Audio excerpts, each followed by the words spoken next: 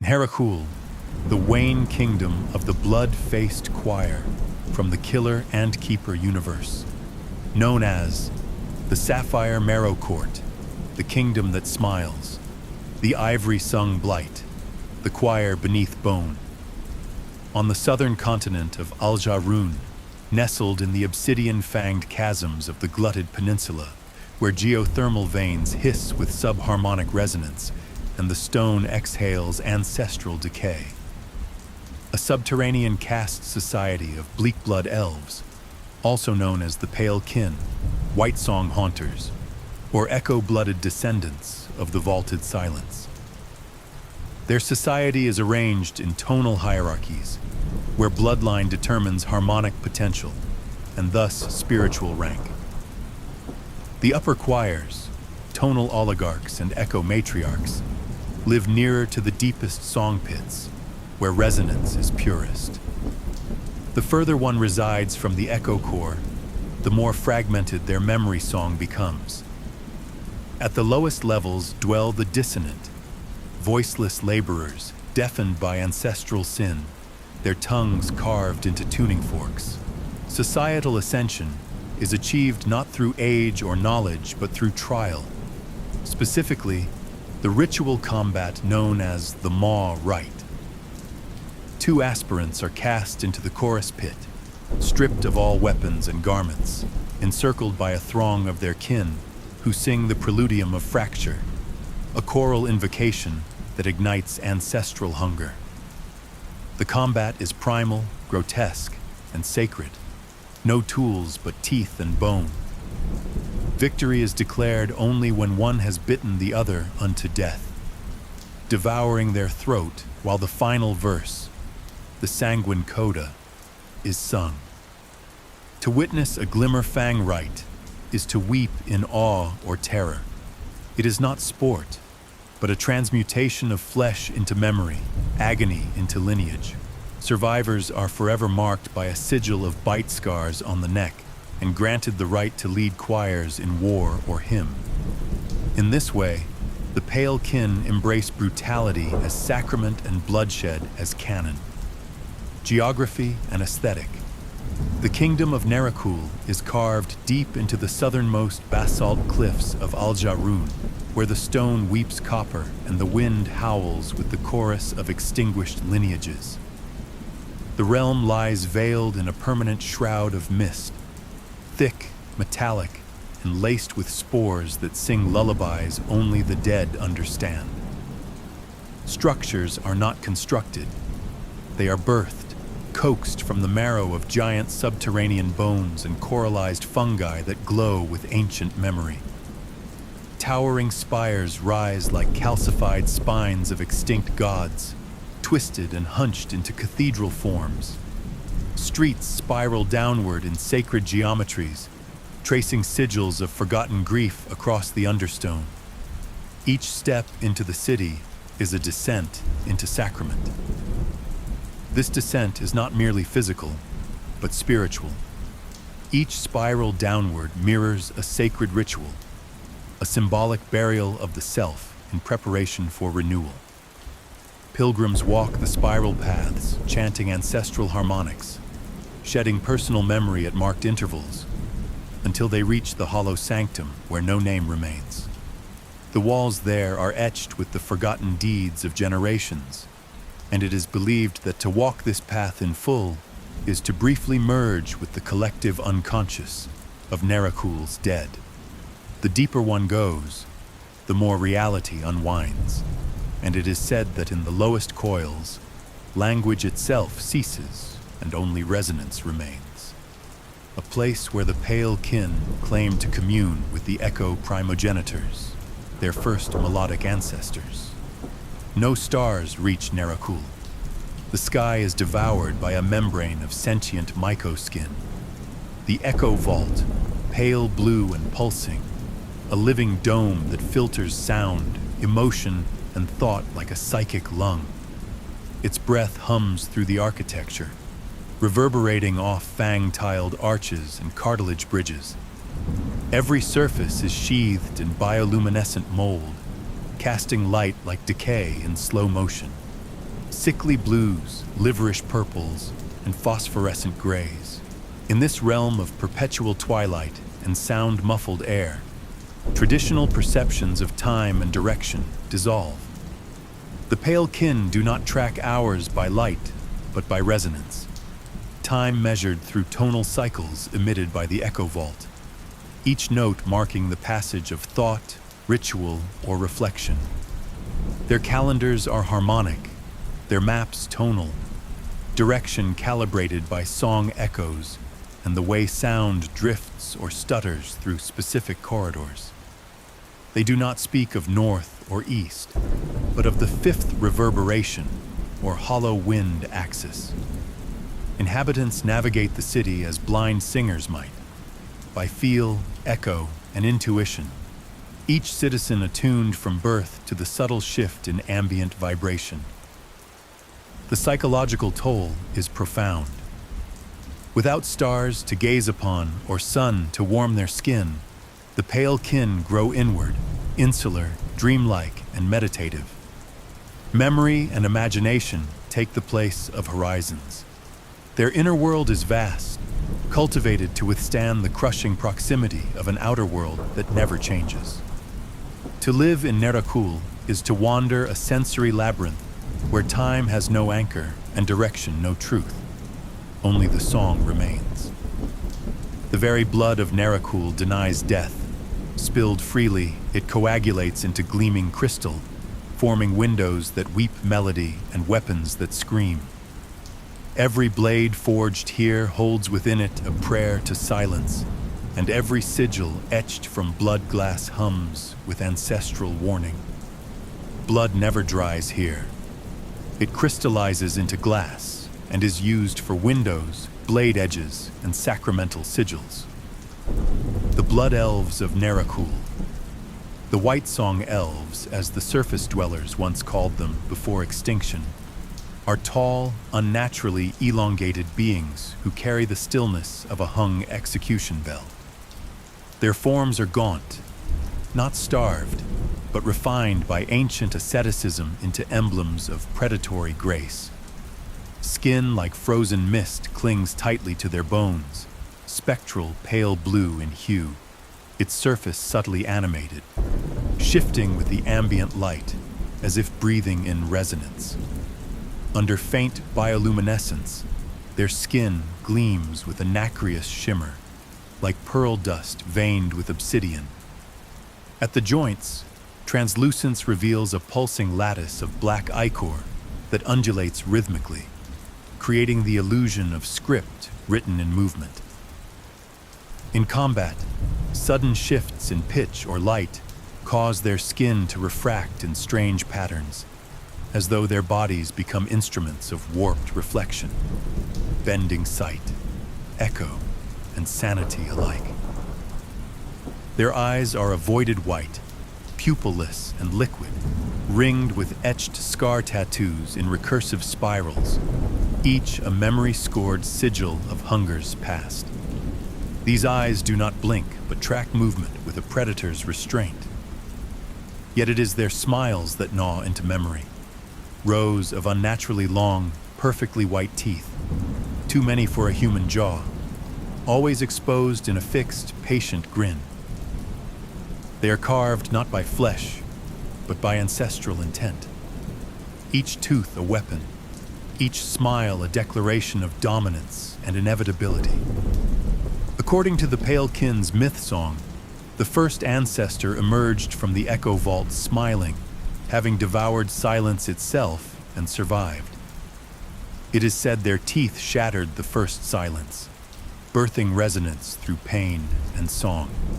From that moment, every tooth became not just a tool of sustenance, but a sigil of survival, a symbol that the void could be endured and rewritten.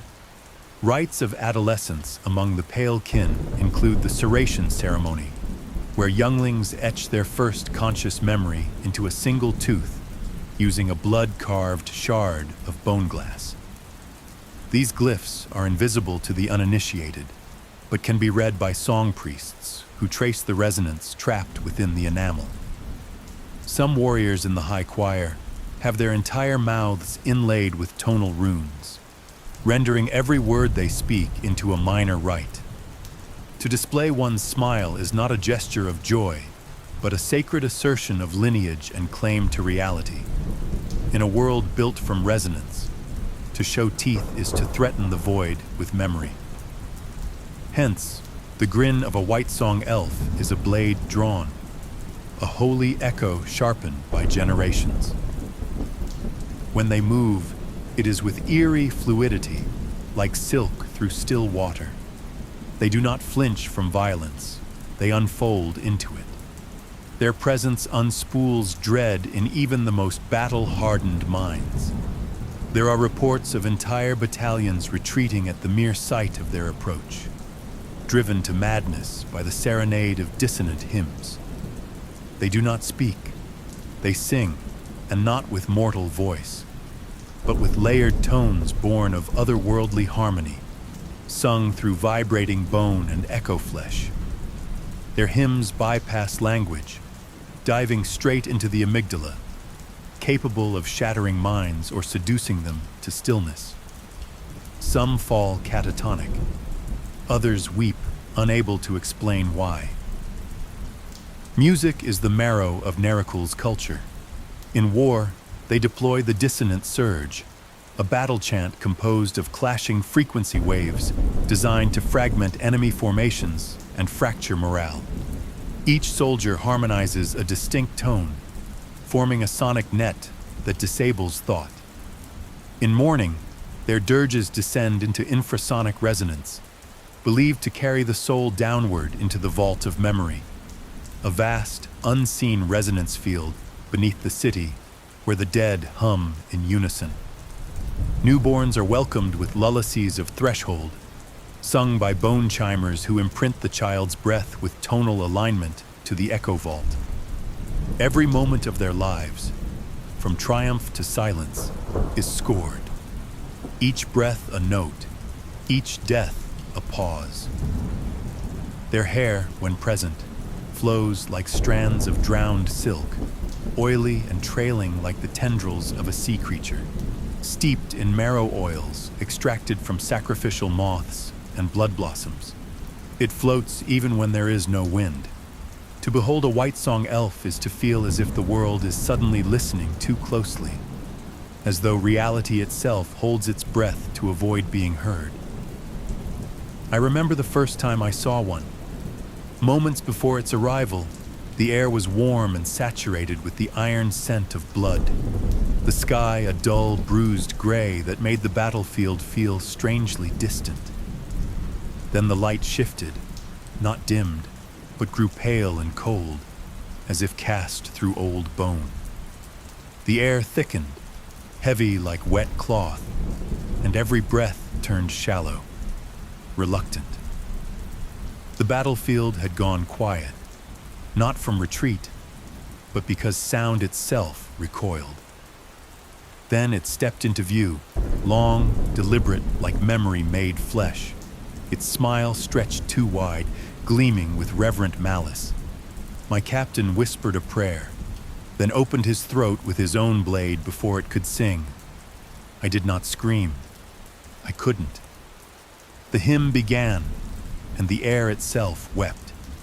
Even now I hear that tone in my bones when I close my eyes, as if my marrow hums in fear that it might return. Government and theology. Nherakhul is ruled by the Choral Crown, a council of 7 vocal sovereigns, known collectively as the Glottal Severance, infamous for their grotesquely distinct and disturbing vocal signatures. These are not rulers of state, but curators of fear, each chosen not for wisdom, but for their mastery of glimmer-fang duels and histories of mass ritualistic bloodletting. Each has undergone centuries of lethal combat, ceaseless ritual killings, and cannibalistic inheritance rites that have twisted their forms into grotesque parables of survival. Fused scar tissue forms grotesque calligraphy across their skin, etched by both blade and fang. Chunks of flesh are missing where aspirants have ritually bitten them, some willingly offered, others stolen mid-duel, leaving pitted hollows that ooze with sacred resin or ectoplasm. In some, exposed bone has hardened into unnatural ridges or horn-like growths, singing faint harmonics when touched by air. Vocal folds have become overgrown with resonance veins, glowing faintly when they speak, while their limbs sometimes regenerate in imperfect mirrored forms, a sign of old rituals where death was evaded through harmonic rebirth. Their bodies are not bodies, but cathedrals of pain, living reliquaries of supremacy and song. Among them, Sithral bears the oldest known discord wound, a shrapnel of harmonic energy embedded in his spine from the massacre of the 10,000 in Hollow Deep, where he alone held the line against a rebellion of soundless insurgents from the northern Ashbone choirs. His body still reverberates with the song of that betrayal, and within Nherakhul, he holds a paradoxical position as both saint and curse. Many revere him as a living hymn of loyalty, a sacred vessel incapable of forgetting. Yet others shudder in his presence, fearing that his ever-resonating wound continues to echo the dissonance of rebellion. He is forbidden from entering certain sanctums, not for heresy, but for fear that his presence may retune holy frequencies. Children sing cautionary rhymes in mimic of his broken cadence, and some elders refuse to speak his name aloud, claiming it risks unbalancing their own harmonic threads. His every step echoing the discordant notes of shattered loyalty. This transformation began after the first invasion of the Ashglass Barricade, where the sovereigns personally silenced the last of the Black Echoes, a faction from the Killer and Keeper timeline known for their memory-flaying dissonance. That battle fused song and wound into one theology. Since then, all future sovereigns are scar-forged in remembrance, their bodies woven with relics of the harmonized massacre beneath the obsidian architects that have left their bodies both monuments and warnings. Their flesh is a scroll of their triumphs, scarred from harmonic detonation wounds, branded by the molten teeth of fallen rivals, and stitched together from air skins of prior victors. Time does not soften these sovereigns, it engraves them. Their teeth are sharpened relics, stained with memory oils and set with resonance gems extracted from the throats of slain maestros. Their vocal cords are sleeved in ritual bone, enhancing tonal violence. Eyes are often replaced with auditory conduits, translucent orbs that ripple when lied to. Hair, where it grows, is woven into battle cords, humming their blood songs with every twitch. Their movements are less gestures than performances, every step a rhythm of supremacy and madness. Each sovereign is fused to a bone throne, a grotesque, sentient construct grown from the vertebrae of murdered hymn priests, flayed harp strings of lamented kin, and echo chambers stained with ancestral screams. These seven are Sithral the Ululant, Sithral the Ululant, a towering revenant of discord. Sithral stands as a spectral monolith, a flesh chime of suffering and reverence. His frame is impossibly thin, not weakened, but elongated, like a corpse stretched by centuries of gravitational sorrow. Draped in decaying lichens of bruised silk and ossified vocal tendrils, his skin pulses with tonal veins that shimmer violet under strain. Each step he takes sounds like the creak of an ancient cathedral bending under divine judgment. His face is a study in acoustic horror, cheeks slashed into weeping gills that constantly ooze black ichor, each drop a whisper of a silenced name. His eyes are hollow, echoing chambers filled with glimmering resonance stones that hum softly when truth is near and scream when it is not. From his throat bloom 3 separate larynxes, each tuned to a distinct harmonic register, Their combined whisper is a curse that can splinter sanity and sound alike. He wears no crown, for his breath is sovereign. Surrounding him at all times is a halo of sentient wind chimes made from the jawbones of 1,000 silenced choirs. They tinkle maddeningly with every utterance, releasing memories into the air like psychic pollen. Sithral is most feared for the dissonant blooming, a plague song of such intricate entropy that entire battlefields have erupted into bioluminescent gardens of agony. Screaming flowers, nourished by teeth extracted mid-song from the skulls of the fallen, bloom in operatic bursts, each petal a face in frozen scream, each root twitching with remembered pain.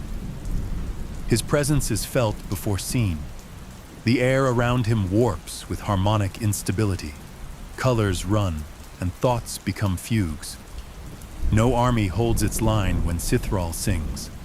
To hear him is to be rewritten. Nisvara of the Seven Swallowings, a towering matron of unspeakable age, Nisvara's visage is both sacred and blasphemous. Her elongated neck unfurls into a vertical, petal-like maw, lined with concentric rings of translucent, razor-edged teeth, a living throat flower that blossoms not for beauty, but consumption. The rest of her face remains eerily serene, porcelain and char mottled into cracked lacquer, the semblance of a saint immortalized mid-shiver. She walks barefoot through rivers of bone dust, her steps raising motes of ancestral ash that cling to her hem like desperate whispers. Her presence cools the marrow, and with every movement, her skin shifts like kiln-fired porcelain, brittle, beautiful, and always threatening to fracture. Her fingers end in glimmering claws etched with tooth runes, and her arms are wrapped in gauze spun from the vocal cords of choir thieves, each strip humming with the agony of stolen pitch. Her lullabies are infamous, reverse tonal dirges that unravel heartbeat rhythms and syncopate breath until infants and elders alike spiral into stillness. Nisvara orchestrated the cradle cleaving, where she led the choral slaughter of 3 generations of Ash-Spire nobility in a single night of mirrored chromatic inversion. Survivors from Varam's Hollow recount how her hymn wove into their thoughts, turning marrow into mist and infecting unborn heirs with harmonic silence. Entire bloodlines ended with a single verse. The event was chronicled by Myel Azrith, who transcribed it on flayed vellum, his own tongue sewn into the manuscript in submission. His suture hymnal, bound in chorale flesh, was sequestered in the vellum vault of the Whispering Atrium, and is now sung only by the mute archivists. That living manuscript is said to breathe and convulse during eclipses, forecasting future severings and the return of Ash-Spire's heir by way of resonance rebirth. Nisvara's jaw never fully closes, a symbol of perpetual verdict. Her voice resonates in subdermal tones, felt more than heard, and when she speaks, glass bleeds. She is not merely a sovereign. She is the mother wound of judgment incarnate. And when her petals bloom, the realm listens in fear. Valthek Murmurmire, a figure of eerie stillness and anti-light, Valthek is eyeless, not through mutilation, but by birthright. His sockets are sealed with resinous wax inscribed with sigils of recursive silence, blackened with ancient soot and sanctified by the memory of unspoken betrayals. Where others gaze, he listens. The world to him is vibration and breath, and he hears lies as tremors in bone. His voice is not spoken, but exhaled, a caress of sound that ignites marrow, unraveling his foes from within. Bones boil in silence, blood rises in reverent spheres, and thought collapses into primal weeping. Each whisper is a weapon sheathed in breath. draped in skin tapestries flayed from heretics and choir thieves. His robes are embroidered with forgotten prayers, black thread glyphs that sing only when read in despair. These vestments are not still. They twitch, sigh, and occasionally scream, echoing the last confessions of the flayed. His path is traced by the scent of singed soul and salted grief. His elite guard, the Whitesong, are mute echo drones bred in subharmonic wombs. They are suicidally loyal, their lives bound to his breath. When Velkhar exhales, they perish, not from lack of air, but because his breath contains the echo of their first cry. And to hear it again is to return to origin. They die smiling, unraveling in clouds of harmonic dust, their final breath a note of purity unmatched. Velkhar raised the hollowed veil without raising a hand, only a whisper through the chapel of his clasped fingers. The winds carried his intent. The hills collapsed inward, and the rivers bled dissonance. Survivors speak of visions that bent their minds into spirals, of dreams never their own, and of hearing their ancestors weep in languages never spoken. He is not the voice of judgment. He is its breath, its pause, its suffocating grace. Craneth of the gilded snarl, a Baroque war cantor cast in auric agony. Craneth moves like a living hymn of rupture. His skin is a lattice of gilded scars, his veins threaded with auric tendrils tuned to harmonic tension, each pulse singing in dissonant minor chords. He wears no armor, only a web of vibrating gold wire netting, designed not for defense but devotion, cutting melodies into flesh as he moves. His presence is preceded by a metallic trembling in the air, a tremor that resonates in the teeth of all who hear. His fingertips are capped with crystal picks tuned to stringed flesh, and he walks with an elegance born from obliteration. The gold wire netting hums in alignment with battlefield frequencies, transforming his very body into an instrument of sanctified destruction. Craneth is most feared for the harmonic consecration, a sonic apotheosis that turned 5,000 enemy soldiers into sentient echo-pyre ash. Their final scream looped into a permanent harmonic burn still echoing through the crater of lament. Those who witnessed it recall auric fire blooming from their own mouths, as if their blood sought to hymn its escape. Craneth did not sing. He resonated. It is said his melody cannot be recorded, only remembered through trembling and absence. To his followers, Craneth is the saint of shattered chords, a war saint whose body sings judgment. His breath melts brass, and his scream has never ended. It simply loops backward in harmonic compression until it strikes again.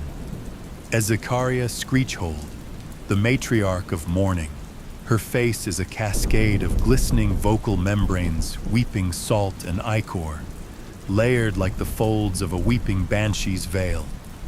These membranes shift and pulse with her breath, glimmering as if eternally mid-lament. Her mouth is rarely seen. Instead, her grief is voiced through resonant moaning pores across her cheeks and neck.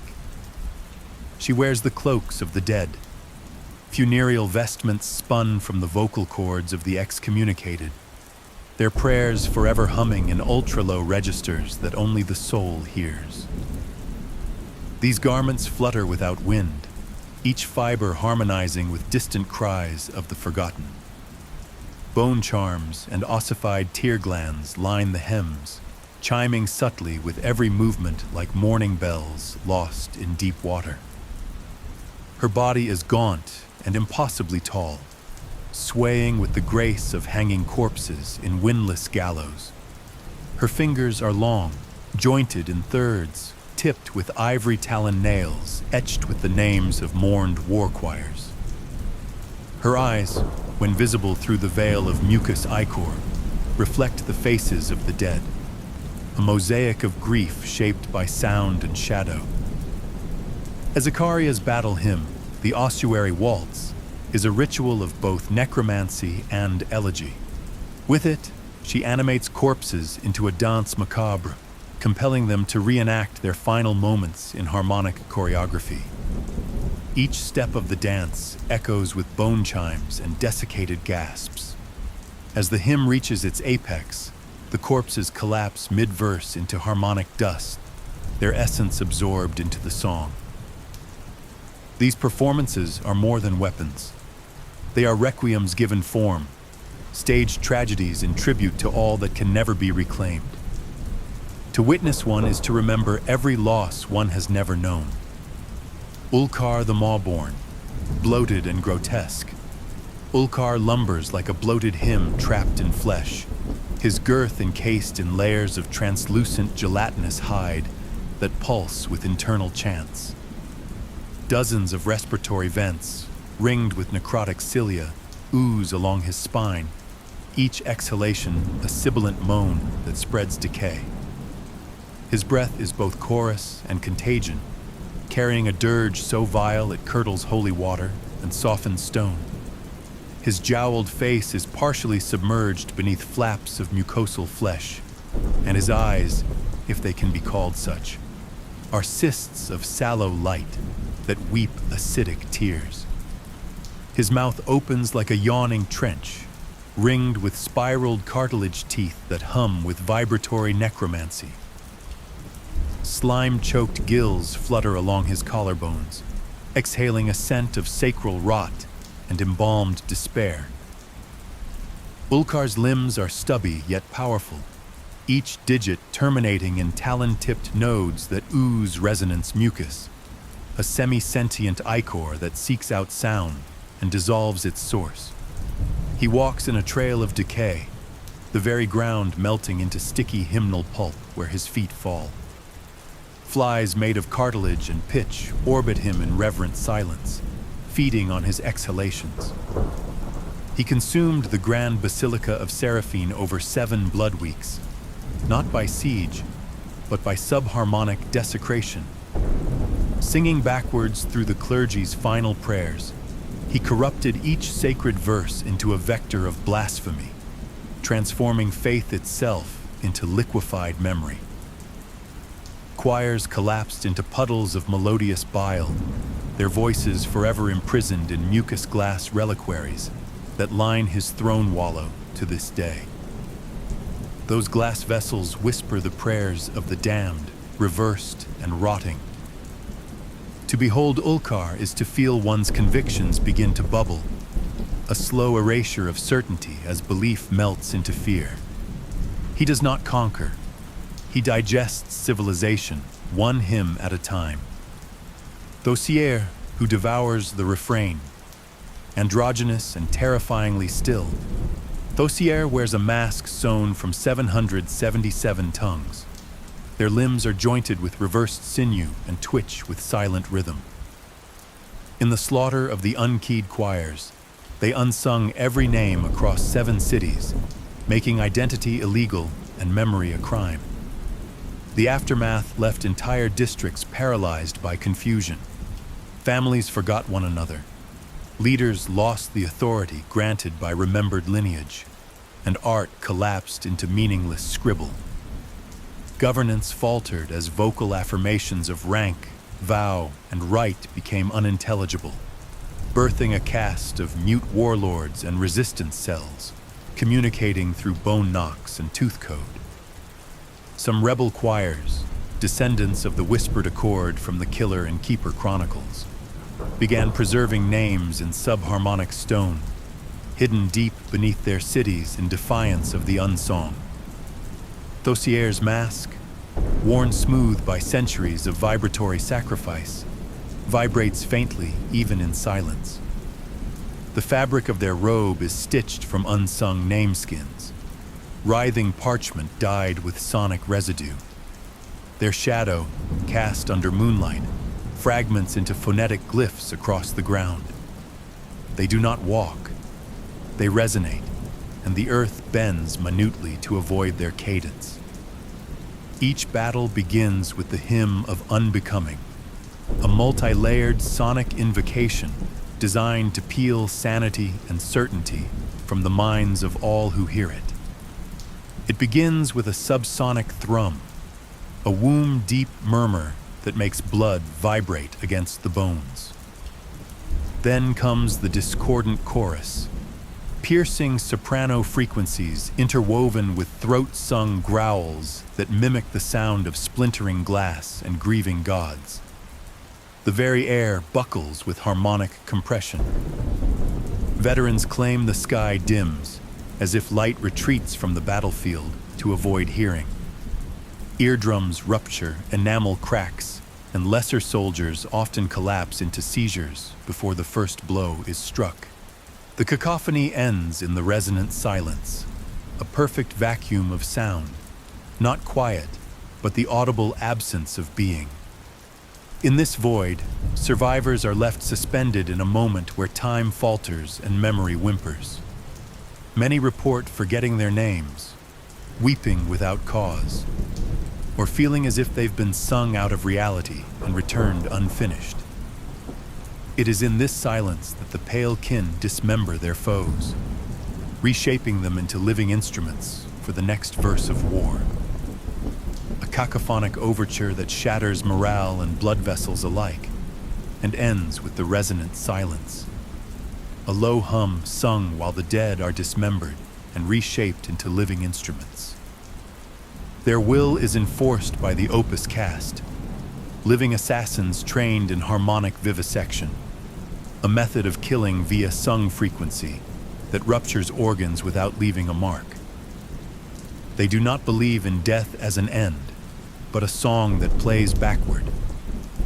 This belief is embodied in the tale of Whitesong, a war soprano who was sung to death on the obsidian arch and later returned, her voice reversed and skin etched with mirrored hymns. They say she emerged from her verse crypt during the blood eclipse, singing the names of those not yet born and secrets never spoken. Her backward song fractured time within 10 leagues, and her presence became an omen of inevitability. To the pale kin, Iril is neither dead nor alive, but caught in the sacred recitation, a testament that even death must echo. The dead are kept alive through necroharmonic mummification, their bodies embalmed in blood honey and stored in verse crypts, where their mouths are rigged to repeat sacred refrains. Worship centers around the glottal saints, deified ancestors who achieved the final harmony, a state in which they could shatter a soul with a single chord. Their larynxes are preserved and installed in the central catacryllicum, an immense bell tower made entirely of singing skulls. Culture and daily horror. To be born in Nherakhul is to be heard before seen. The arrival of a new soul is marked by a public rite called the audible emergence. Conducted in the echo chalice, a sacred amphitheater carved from petrified vocal cords. This ceremony is presided over by the cantor midwives and a triad of resonant judges. These officiants listen for tonal purity, harmonic resonance, and vibrational clarity in the infant's first wail. Spectators chant in minor dissonance, offering ancestral permission for the newborn to enter their choir-bound society. A scream too shrill, off-pitch, or without measurable spiritual undertones is met with cold silence, the first omen of exile. A flawlessly resonant cry earns the child a glyph sigil of potential and a bone chime of future favor, to be sung into their cradle dreams. Infants are judged by the tone of their first cry and the crystalline quality of their emerging teeth. A cry in the wrong key is considered a blasphemy, and malformed or dulled teeth a sign of spiritual impurity. Both are punishable by devoicing, the ritual removal of the vocal cords and the grafting of a silent fungal sensor to the neck. These sensors bloom only when a deviant memory is nearby, releasing spore hymns of warning. Teeth, too, are judged throughout life, polished and preserved, inscribed with sigils of lineage and worth. To be toothless in Nherakhul is to be nameless. Their art is crafted from flesh ribbons and tooth filigree. Duels are not fought but performed. Competitors attempt to undo one another through operatic discord, their voices growing more violent with each measure. The loser either combusts internally or is drowned in silence. There is no written law, only choral edicts, maintained by memory alone. To misquote a song of the law is tantamount to treason. Public executions are called unravelings, a visceral synthesis of spectacle and sacrament. As the condemned is led to the echo dais, the very air tightens, thick with breathless anticipation. The crowd, arrayed in concentric terraces carved from bone and obsidian, begins to hum, not in unison, but in rising dissonance, each note a needle in the auditory field. The condemned is crowned with the vocal diadem, a circlet of hollow bored bone tuned to channel and amplify their final screams. Once the execution hymn begins, a spiraling crescendo of shuddering dissonance, the diadem resonates, pulling apart vocal cords, skin, and marrow in synchronized spasms. The soundscape becomes a violent bloom. Blood arcs like ink in water, flesh warps into sigil shapes before liquefying, and bones vibrate themselves into fine dust. Spectators often collapse in ecstasy or convulsion. Over generations, this repeated exposure has birthed the ossichord, a caste of sensory zealots who experience euphoric resonance highs during executions. Immune to trauma yet addicted to its harmonic textures, they chant in fractured polyphony and wear resonance shards embedded into their skulls to heighten sensitivity. Some believe they no longer perceive reality as others do, living instead in a symphonic hallucination of suffering and transcendence. Curiously, members of the elite resonant castes, particularly tonal adjudicators and harmonic enforcers, are trained to withstand the unraveling's auditory maelstrom through counter-harmonic meditation and vocal anchoring rites. They coat their ear canals in wax made from silenced priest larynxes and inhale mnemonic spores that stabilize memory structures. To them, witnessing an unraveling is not torment, but ritual auditing, a chance to attune themselves further to the deeper dissonances of the realm. Those who remain upright scatter relic ash onto themselves as benediction. To hear an unraveling is to risk never hearing one's own thoughts again. Yet legend speaks of one, Vel Asmarin, the broken echo, who withstood the full rite without losing mind or melody. It is said he sang through the agony, matching each harmonic rupture with a countertone of defiant memory. His scream split the diadem, his blood crystallized into resonance glass, and his scattered ash continues to hum faintly when moonlight strikes the ruins of the execution tier. Some say he wanders still, a whisper-shaped ghost who teaches forgotten songs to the voiceless and reshapes trauma into symphony. The condemned is made to wear a crown of resonant bone, then sung apart by an audience of pitchmasters until their body collapses into melodic dust. But before this final dissolution, it is tradition for the strongest and most promising youths to bite away portions of the condemned's flesh, often preserving trophies of muscle or skin believed to carry echoes of power. Elders, too, partake in this cannibalistic rite, consuming strips of vocal sinew or tattooed dermis to maintain their resonance and longevity. The act is sacred, not of savagery, but of succession, a communal absorption of strength through sacrament, ensuring the potency of lineage and the purity of sound remains unbroken. Notable horrors? The Ivory Shrike Wardens. Within the ossified annals of excommunication, beyond even the stained litanies of the choir schism, the Ivory Shrike Wardens endure. A punishment caste so ancient, their origin is remembered only in cracked hymnals and bone-written decrees. Once choir defectors of the etheric synod, these once-winged raptor elves were condemned to eternal flightlessness, their pinions ritually flayed and replaced with dolar veins, ornamental bone crestings that twitch in the presence of treasonous resonance. Twisted by centuries of aerial duel scars and self-inflicted mutilations, acts of penitential disfigurement, they bear hunched, almost vulturine silhouettes. Sinew and tendon stretch tight over tortured cartilage, and their eyes gleam with predatory guilt beneath heavy brows etched by sonic runes of obedience. Their grotesque devotion has mutated their culture into a cultic enclave of echo-flagellants, those who flagellate not with whip, but frequency.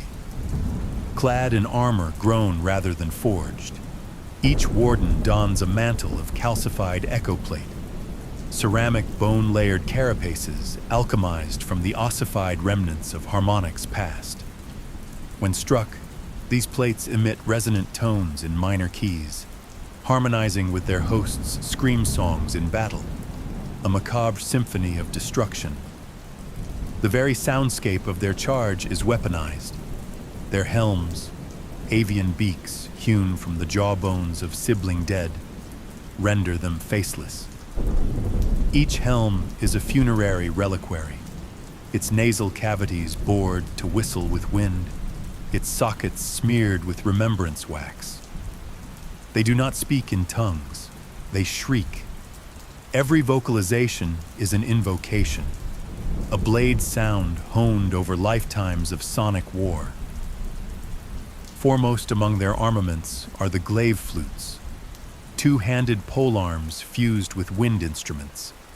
Their edges are serrated with crescendo teeth, engineered not just to tear flesh, but to scream as they do so. When swung, these glaives emit shrill bursts tuned to subharmonic frequencies, frequencies known to shatter bones, organs, and sanity alike. Every swing is a sermon of ruin. Most dreaded was their re-emergence during the siege of Pale Dirge, a failed rebellion orchestrated by dissonant separatists. Thought extinct, the wardens descended through fog brewed of forgotten hymns and martyr smoke. For 13 blood-soaked nights, they stalked the sepulchres and alleys of Pale Dirge, screech-chanting without pause. It is said the sound alone ruptured organs, liquefied marrow, and shattered fortified cathedra without physical touch. The city itself resonated into collapse. Survivors, if they can be called that, speak in tremors and weep blood when recalling the harmony of massacre. Now their invocation is rare, feared, ritualistic. Only the high notes of damnation, the tonal symphonic incantations sung by the Vox Damnators, can summon the ivory shrikes. When such notes are sung, the echo plate within their tomb vaults vibrates, and they awaken screaming, their bodies twitching in percussive unity with the grief notes of those long slain. Each warden carries within their glaive flutes the resonant memory of the souls they have silenced, cries never permitted to fade, screams that form the basso continuo of every engagement. They do not rest, they resonate, and when they descend, the ground itself remembers. The coven of the husk singers. Among the bone altars of Obelith Gloam, beyond the reach of light and logic, dwell the coven of the husk singers, matriarchal choir witches hollowed by decay and crowned in blight. Their origins are lost to the shrieking time before the Vox cataclysm, when gods still bled sound and symphonies could kill. What remains are fungal prophets entombed in their own skin. These ancient crones, bent like question marks etched in ash, are not born but cultivated. Their bodies are ruinous temples, wrinkled relics lacquered in necro oils and bound with blackened cords of living mycelial root. Spores breathe where pores once were. Veins are hollow tubes of chitin threading through bruised waxen flesh. Their rib cages pulse and flutter like bellows, home now to choir fungi, grotesque parasitic symbiotes that have long since replaced lungs, tracheae, and vocal cords. The choir fungi are living cathedral organs, lattices of pulsating mold and biolyrical sacs tuned by rot and rhythm. These alien growths vibrate with every step, humming with mournful tones that can rupture thought. Each husk singer exhales not breath, but waves of infrasonic grief, subsonic undulations emitted from their very dermis, emerging not from lips, but from vibrating skin membranes and fungal vents along the collar, throat, and spine. Their songs are not heard so much as felt, a terrible internal discord that reduces logic to pulp and memory to compost. A single verse can dissolve sanity. A full dirge can cause cathedrals to bleed dust from their eaves and the faithful to rip their tongues out, smiling. Their ceremonial garb is not clothing, but ritual decay. Shrouds of spore silk, grown from their own harvests, wrap their frames in funereal elegance. These are interwoven with hymnal roots, twisting chords etched with micro-scriptures of madness, pulsing faintly in rhythm with forgotten prayers. Each coven mother carries a larynx censer, a grotesque relic wrought of gilded bone and rusted chain. Within dangle preserved vocal tracts of sacrificed altos, cured in pitch wine and ink blood. When swung, the censer chimes with the harmonics of every throat it ever contained, emitting low choral moans like lost angels dragged through obsidian. The more it swings, the stronger the psychic resonance, saturating the air with linguistic entropy. They preside over 3 rites only. The untonguing, a funeral where mourners must sever their own tongues to release their loved ones from echo binding. The war dissonance, a prelude to massacre where armies are blessed with deliberate madness through sonic infection.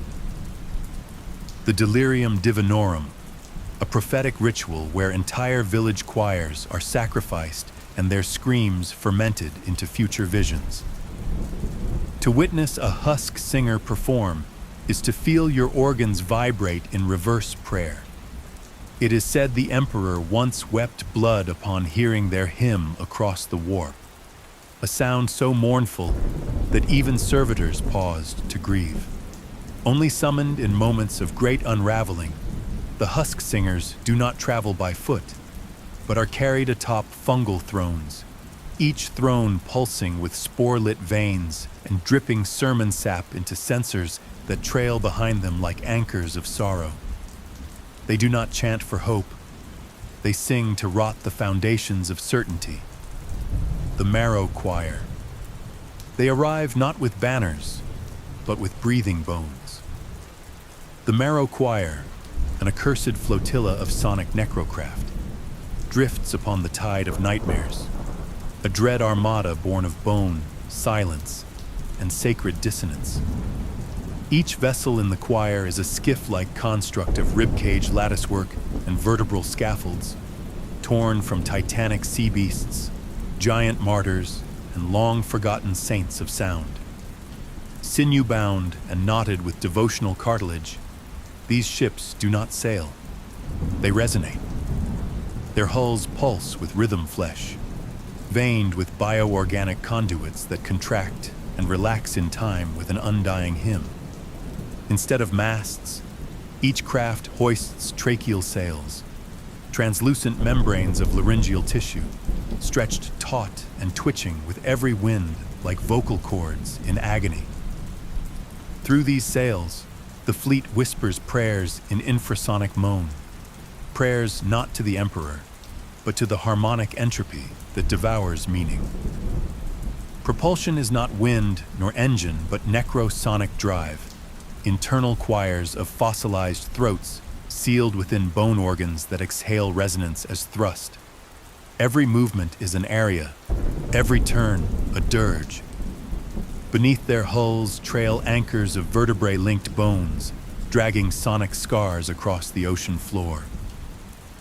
At the prow of each bark, fused by sacrificial tendons and necrosacraments, is a helmsinger, blind, skinless, eyeless, each an unperson grafted eternally into the vessel's cranial crown.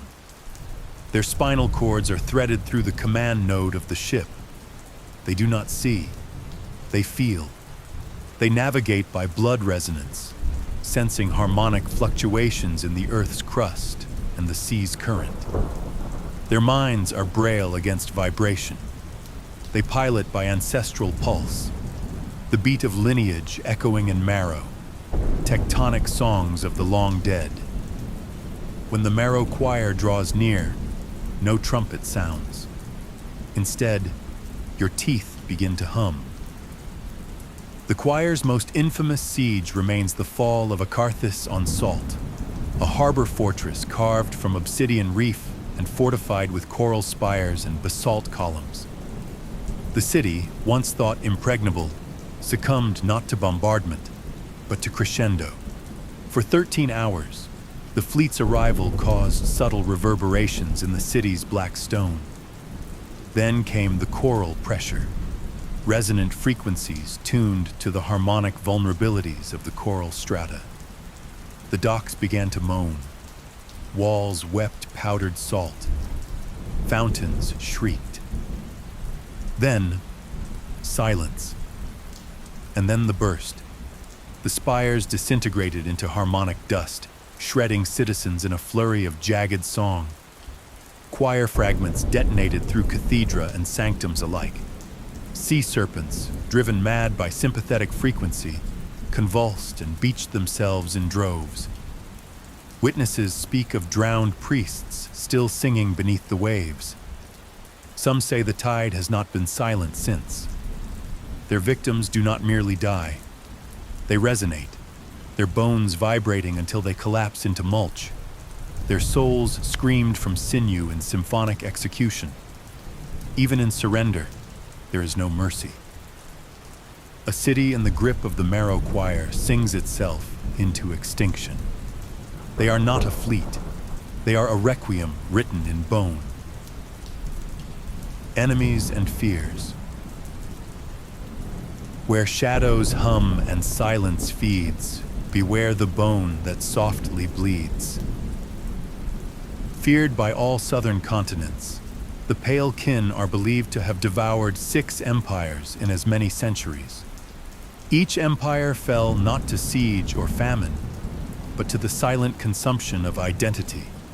Languages unraveled into unmeaning hums, ancestral names dissolved into echo, and even memories were overwritten by melodic infection, replaced with false recollections sung by the wind in borrowed voices. First came the murmurs, then the weeping, and finally the singing. Cities became choirs, cathedrals howled without mouths. The southern continents, Vorthesia, Kalmaroon, Ixvarnet, the Ash Ridge Chain, Drosh K, and the bone-rind expanse now lie fractured, their languages extinct, their gods desecrated, and their histories rewritten in pulsing chorales of flesh. Vorthesia, once a sanctuary of stone seers and celestial sculptors, harbored starlit observatories of alabaster that sang to the cosmos. Now its monoliths sing blood psalms through hollowed statues whose faces melt in the heat of spectral requiems. Kalmaroon's sentient palaces, machines of brass and aria, once danced on harmonic wheels. Now they cough and spasm with guttural glissandi that corrode even memory. Their once gleaming halls now choke on iron dust and phantom melodies. Varnet, the coastal crystal throne of oceanic oracles, once cast pearled truths into the tide. Now its glass-toothed shorelines hum dirges to a sunken wisdom. The dissonant whispers speak in riddles that bend the mind and shatter conviction. The Ash Ridge chain, scorched and sublime, housed pyrochoir monks who summoned fire with liturgic tone. Now each volcanic summit belches sorrow, eruptions of steam weeping in pitch as skeletal choirs scream from beneath the rock. Droshke's canopy citadels once swayed with hymns carried by jewel-winged pollinators. Now the jungle writhes under a blanket of marrow sound. Vines pulse with breath, and scripture plants recite unending lamentations as they devour themselves. The bone-rind expanse, a desert once ruled by wind-callers and blood prophets, has become a graveyard of songflesh. Dunes ripple with harmonic agony. Beneath them, the not-quite-dead chant through crusted throats, filling the night with resonance that claws the soul. It is whispered that the pale kin seek to unsing the world, to replace all syntax and structure with their chorus of flesh, until only melody and marrow remain, echoing forever across a silenced earth. The last recorded image of a blood elf raiding party shows smiling figures bathed in unearthly sapphire light, their skins slick with bioluminescent sheen, gliding in perfect silence above the shattered teeth of a once proud battlement. Behind them, spires melted like wax beneath the blue sun. Their hollow eyes glowed with static reverie, and their mouths were locked open in a silent aria, a song so dense it hung in the air like fog, thick with notes that shimmered like fractured crystal. Each step etched sigils of sound in vapor and blood, glyphs born of the chorus of flesh, resonance tethers binding the world to a single agonizing chord. They left no survivors, only resonance, only echoes, an overture to erasure, the world retuned by their passing. Emissary, Velkhar of the Bleeding Mouth. Throat-bound oracle of the unraveled choir, envoy of the final interval, diplomatic predator, herald of the coral crown. Velkhar is not sent to negotiate, he is sent to forewarn. Clad in a robe of flayed lungs, each segment spiraled into coral staves hardened with ossified mucus and sacred ash. Velkhar stands nearly 8 feet tall. He glides as if skating on whispered breath, his movement entirely absent of footfall. His flesh is cadaverously stretched and stained with the faintest blue sheen of necrotized frost, as though preserved by ancient sonic entropy. His elongated limbs end in 7-fingered hands, the digits tipped with resin-lacquered nails, each one meticulously etched with blood-script psalms that shimmer under lament light. His throat is shackled in a black steel cage, laced with interwoven vocal glyphs and sacrificial tuning rods, an ancient relic of the necrosonic tradition, designed to bind one's very voice to the chorus of flesh. These rods vibrate faintly with choral memory, each one a tuning fork keyed to the dying screams of the 6 devoured empires. Together they hum an infernal chord, the musical equivalent of extinction's footstep. When Velkhar walks, sound withers. Birds plummet from the sky mid-flight. Spoken language collapses into breathless stutters. Heartbeats falter and sink to an alien rhythm. He does not speak in the conventional sense. When he opens his jaw, stretched unnaturally wide by the ritual removal of connective tissue, a pendulum of wet, vibrating tooth bone dangles and begins to oscillate. The very air shudders. His breath becomes chant, and his chant becomes command. The sound is not emitted. It is extracted, drawn from the marrow of reality itself. Even listening invites peril, as each syllable carries a suggestion deeper than thought. During the fall of Nal Mura, a city carved from basalt hymnal towers and armored in harmonic crystal. His chant alone sundered the defense. Mid-charge, its warriors collapsed weeping, blood sluicing from their ears and eyes, as their own war horns liquefied into steaming slag. Those who resisted did not die. Instead, they were rendered tuneless. Voiceless specters cursed to drift through the ruins, forever mouthing Velkhar's endless refrain, never to sing or scream again. At the fall of Nalmura, the city's defenders halted mid-charge, kneeling as one to weep blood while their own war horns melted in their hands. Those who resisted were not slain, but became tuneless. Voiceless specters cursed to echo Velkhar's chant forever. Opens his jaw, from which dangles a pendulum of wet, vibrating toothbone, and the air sings through him. His breath becomes chant, and his chant becomes command. Even to listen is to risk subliminal obedience. Signature ritual, the 13th coda, the severance of echoes. Invoked during a celestial blood harvest under the rare and reverent alignment of the 3 sapphire moons, each moon symbolizing one of the Pale Kin's sacred triune dogmas: silence, resonance, and oblivion.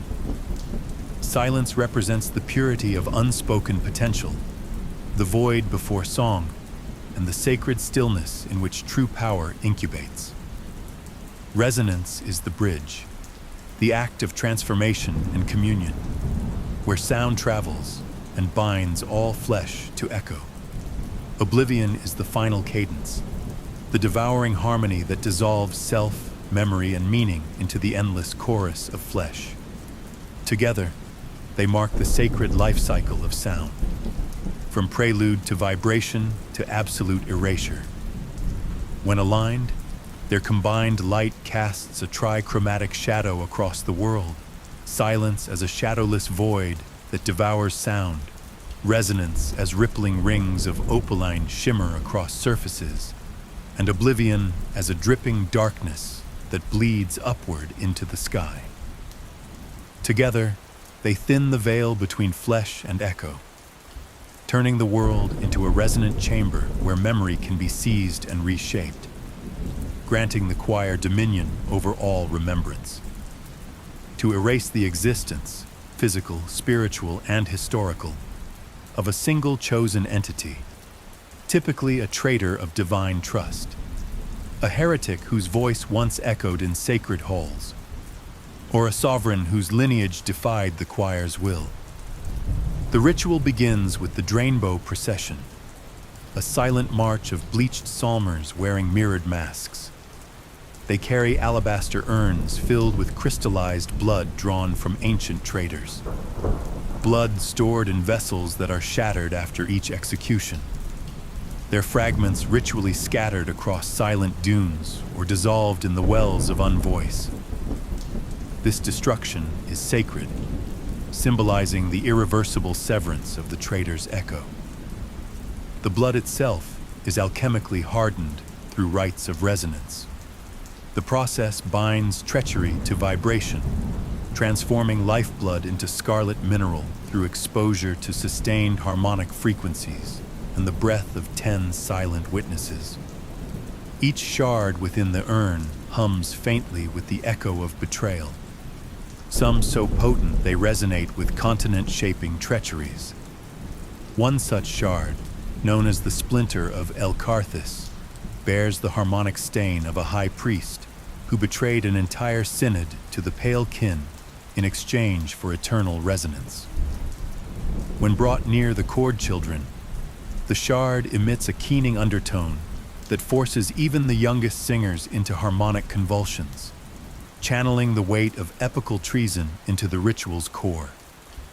A relic as much as a reagent. When placed near the chord children, the shards vibrate in sympathetic resonance, influencing the children's pitch and inflecting their harmonics with ancestral sorrow. This resonance deepens the ritual's precision, allowing the choir to channel not only destruction, but the emotional timbre of the traitor's final deceit. A choir of 144 chord children, surgically modified elf children, chosen from lineages known for tonal purity and resonance. Each child undergoes the rite of splintering, wherein their vocal cords are fragmented and regrown multiple times through flesh-tempered resonance cages. Their mouths are widened, tongues split to accommodate polyphonic dissonance, and their skulls carved with acoustic runes. Most do not survive the transformation. Those who do lose all language but gain the ability to harmonize with reality itself. Yet the cost is not only physical. The chord children retain fractured glimpses of who they were, memories of lullabies they can no longer sing, faces of kin blurred into harmonic fog. When they sing, some do so in pain, tears falling in silent cadence, their sorrow shaping notes that tremble with forgotten love and unbearable clarity. Their breath becomes note, their sorrow tuned, a living choir tethered to the choir of flesh. Begin the calling tone, each note designed to unbind reality. At the ritual climax, the name of the condemned is sung backward in 6 harmonic tongues, each a sacred dialect, drawn from the dead lexicons of the 6 devoured empires, preserved only in the chorus of flesh. These harmonic tongues are not spoken, but intoned through resonance alone, their phonemes shaped by the vibration of memory itself, causing the target, no matter how distant, to erupt in a cloud of song dust and echo marrow, a radiant burst of phosphorescent ash and glittering bone flakes that chime as they scatter. The air trembles with a shriek too layered for ears, felt instead through the trembling of the soul. Onlookers collapse in convulsions of reverent terror, clutching their heads as spectral harmonics ripple outward, inscribing the victim's final silence into the bones of all who witness it. Even the memory of the victim vanishes. Monuments fade into blank stone, family trees shed branches without explanation, and songs that once bore their name devolve into wordless melody. In history books, wars shift direction without instigators, victories rest on nameless shoulders, and grievances lose their target. Entire lineages forget the face that once shaped their fate. Paintings bleach, writings erase themselves. The tomb of Queen Melira, once etched with 1,000 verses of her conquests and sorrows, stands blank beneath its shattered dome. A famed epic, the 12 dirges of blood and bone, now reads as an unfinished elegy, its hero erased mid-verse. Dreams that once contained their face unravel into static, not soundless, but a suffocating hum, like distant screams filtered through rusted wire. The static clings to the dreamer's mind upon waking, a residual frost that dulls recollection and leaves a taste of iron and absence on the tongue. Not soundless, but a suffocating hum, like distant screams filtered through rusted wire. The static clings to the dreamer's mind upon waking, a residual frost that dulls recollection and leaves a taste of iron and absence on the tongue. Only the pale kin remember, and they do not forgive, for memory is both their weapon and their burden. To hold such recollection is to bleed memory through the pores, to age backward in glimpses of vanished kin, and to wake each dusk with forgotten names, whispering from beneath their skin. Their minds echo with lives unremembered by all others, and in each step they carry a dirge for the erased, tolling through marrow and silence alike. To recall what the world has chosen to forget grants them power over truth itself, yet each remembrance tolls their soul like a cracked bell, echoing with the grief of every name they have unmade. The throat-razored aria. Curved blade made of living resonance bone, its edge tuned to the frequency of fear. This bone is harvested from the ossified vocal columns of forgotten titans buried beneath the song tombs, ancient beings whose bodies still resonate in death, their hollow notes pulsing through stone like the heartbeats of ghosts.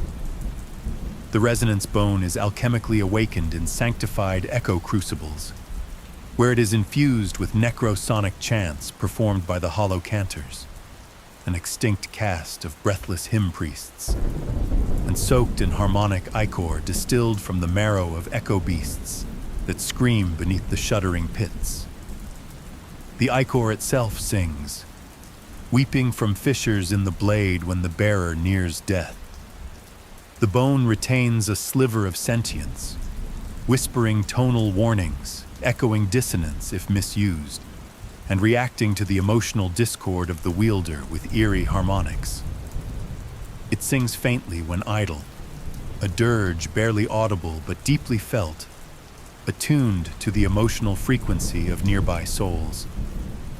Only those whose voices can shatter glass without word or breath may wield it. For any lesser throat is flensed by the blade's own dissonance, reduced to a hush of blood and broken tone. The blade remembers every hand that has held it, and murmurs their final regret into the dreams of the next. This is no ordinary weapon. It is sung into existence, forged in the hollow ribs of the seraphim of Thren, a long-fallen celestial chorister whose voice once stitched the stars together before descending into a single eternal scream that birthed the first rupture in the sky. The forging was a ritual of mourning, conducted under a triple lunar eclipse while the flesh of the seraphim melted in silence. Choir architects etched lamentations into the blade's core, scoring grief into steel. The aria vibrates at a deadly pitch, its hum inaudible yet felt in the marrow, disrupting bone and memory alike. Nearby flora wither into silence. Birds forget to sing, and ink bleeds from forgotten pages when it is drawn. When swung, it leaves no visible wound, only silence. The victim's voice is ripped from their throat, their lungs collapsing into themselves as blood harmonizes into vapor. Those nearby feel the reverberation in their teeth and dreams, hearing a phantom note that never ends. Children born near the site of its use are said to weep without breath, their first cry sung only in pulse. The aria stores every soul it slays in its whisper flesh sheath, a scabbard sewn from the silenced flesh of a once king who begged to forget. Among the trapped souls is the arch-warden Velkhar, who betrayed an entire citadel to save his only son. His voice, warped by regret, now whispers blasphemies and broken lullabies, clawing at the sanity of any who unsheathed the blade. These souls moan as a chorus with each draw, singing praises to the blade's next kill, their despair and reverence bound within the flesh of a monarch who once ruled by silence. One soul, known only as the Echoing Widow, sobs with such harmonic grief that even seasoned war priests refuse to draw the weapon for more than a single breath. It is said to hunger for dissent and will slice its own wielder if hesitation is sensed. In the hymn wars of Ash Keel, the blade turned upon its bearer, a famed war singer named Voil, who in that breathless pause was overcome by the ghost of grief, a swelling tide of guilt and longing that sang louder than his resolve. In that instant, the blade recognized not defiance, but despair, and punished it as betrayal. Thyren faltered before slaying his former mentor, and the aria flayed the nerves from his arm in a single silent stroke, rendering him mute and half-wraith. Since then, the weapon is bound in silence runes when not in ritual use, lest it sense doubt in nearby throats. The runes must be renewed nightly, chanted by ink-throated scribes who bleed memory into each syllable, or the blade will awaken, humming with the promise of judgment. The aria is not wielded, it is conducted. In the symphonies of war and the operas of unmaking, it moves not by muscle, but by the will of song. Its wielder becomes less a swordsman and more a vessel, a maestro of ending, echoing across the battlefield with every stroke. And when the aria returns to its sheath, the silence it leaves behind is absolute. Not emptiness, but absence, as if the world itself exhales and forgets. Capital Temple, the lachriful hall of the Ma-Sung Void. Deep beneath the veins of Keltur, encased in a geode of black crystal and bleached cartilage, known as the cradle of the last song, the singing wound, the mouth of the void mother, the lachriful hall is a temple organism, alive, seething, and endless. It is said to have been sung into being during the hour of the shattered breath, when 1,000 dying choirs harmonized their final exhalation into a summoning lament that lured the divine carcass from the void. Each note bled stone, each silence birthed a wall. Its walls pulse with quiet breathing, exhaling a scent of scorched myrrh and salt blood. Its halls are curved like inner ears, the air thick and moist, clinging to the skin like the memory of a scream long since silenced. Every step taken echoes as if whispered back by the dead, not in mockery or malice, but with aching intimacy, as if the void itself recalls each pilgrim's forgotten sins and sorrows. The sound coils through the hall, triggering memories one never lived and remorse one never earned, until even silence feels like confession. The temple was not constructed, but summoned, grown from the remnants of a god's throat, harvested from the corpse of an astral leviathan whose body fell during the epoch of unvoiced light, a being once worshipped as the breath god of forgotten harmonics, its death shriek said to have fractured the ether itself. Its bones hum with the residue of cosmic mourning, and its presence still feeds the temple's living architecture with harmonic decay and divine resonance. Its interior is lined with throat flesh, studded with laryngeal bone choirs that resonate even in silence. The altar is a pit, the Ma-Sung Void, surrounded by bleachers of voiceless pilgrims who long ago surrendered their tongues in devotion. Now they communicate through gestures carved into air with fingers blackened by ink blood, their palms tattooed with resonance glyphs that shimmer when struck by breath. Some hum through their hollowed throats, producing vibrations that ripple through the floor like tactile sermons. Others sway in silent unison, embodying forgotten hymns in motion alone. To sing within this chamber is forbidden unless dying, for it is said that a living voice disrupts the sacred cadence etched into the hall's breathing walls. Legends whisper that the last who sang in full health awakened the deep cantor, a choral revenant woven from the vocal cords of forsaken prophets, believed to be the dissonant heart of the divine carcass itself.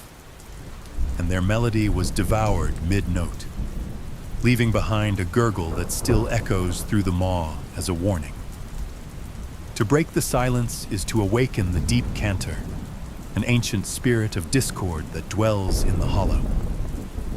On high holy nights, the vocal sovereigns descend into the maw and emerge thrice reborn, once in mind, once in tone, and once in thirst, a ravenous yearning etched into the soul, not for sustenance, but for voices unspoken. They emerge craving forgotten syllables, echoes of lives unlived, and the marrow music of others' truths.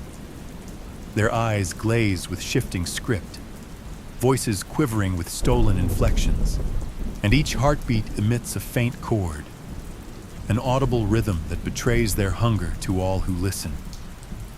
This thirst is said to burn the throat from within if left unsung. War Engine, the Vox Mortem Requiem. Siege Choir Beast / Resonant Bio-Engine, the bleeding organ, the thousand mouths, the song god that hungers.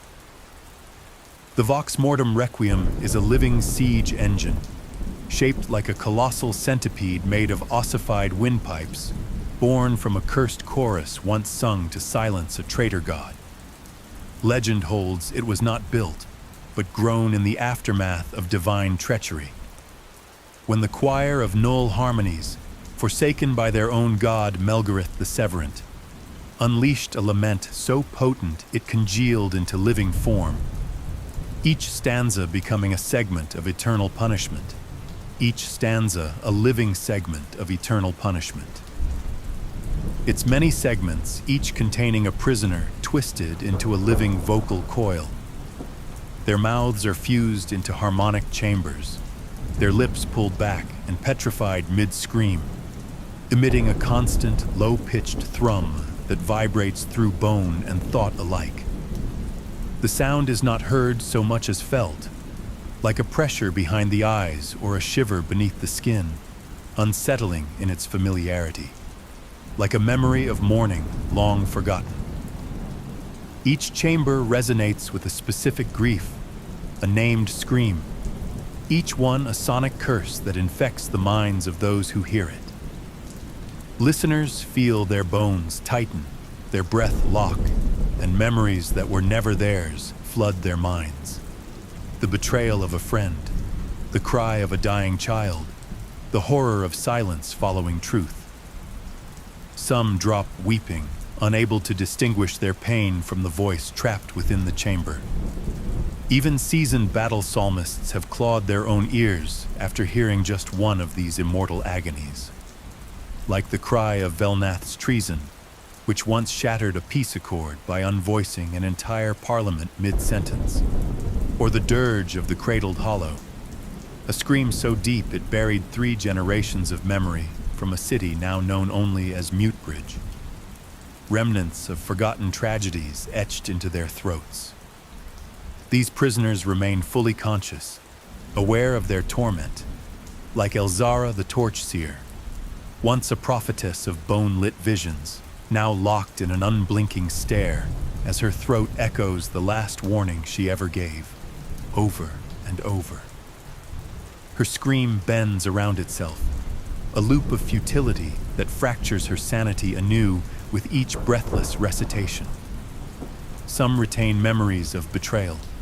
Others relive the final second of silence before their city fell, all woven into an agony that never permits forgetfulness.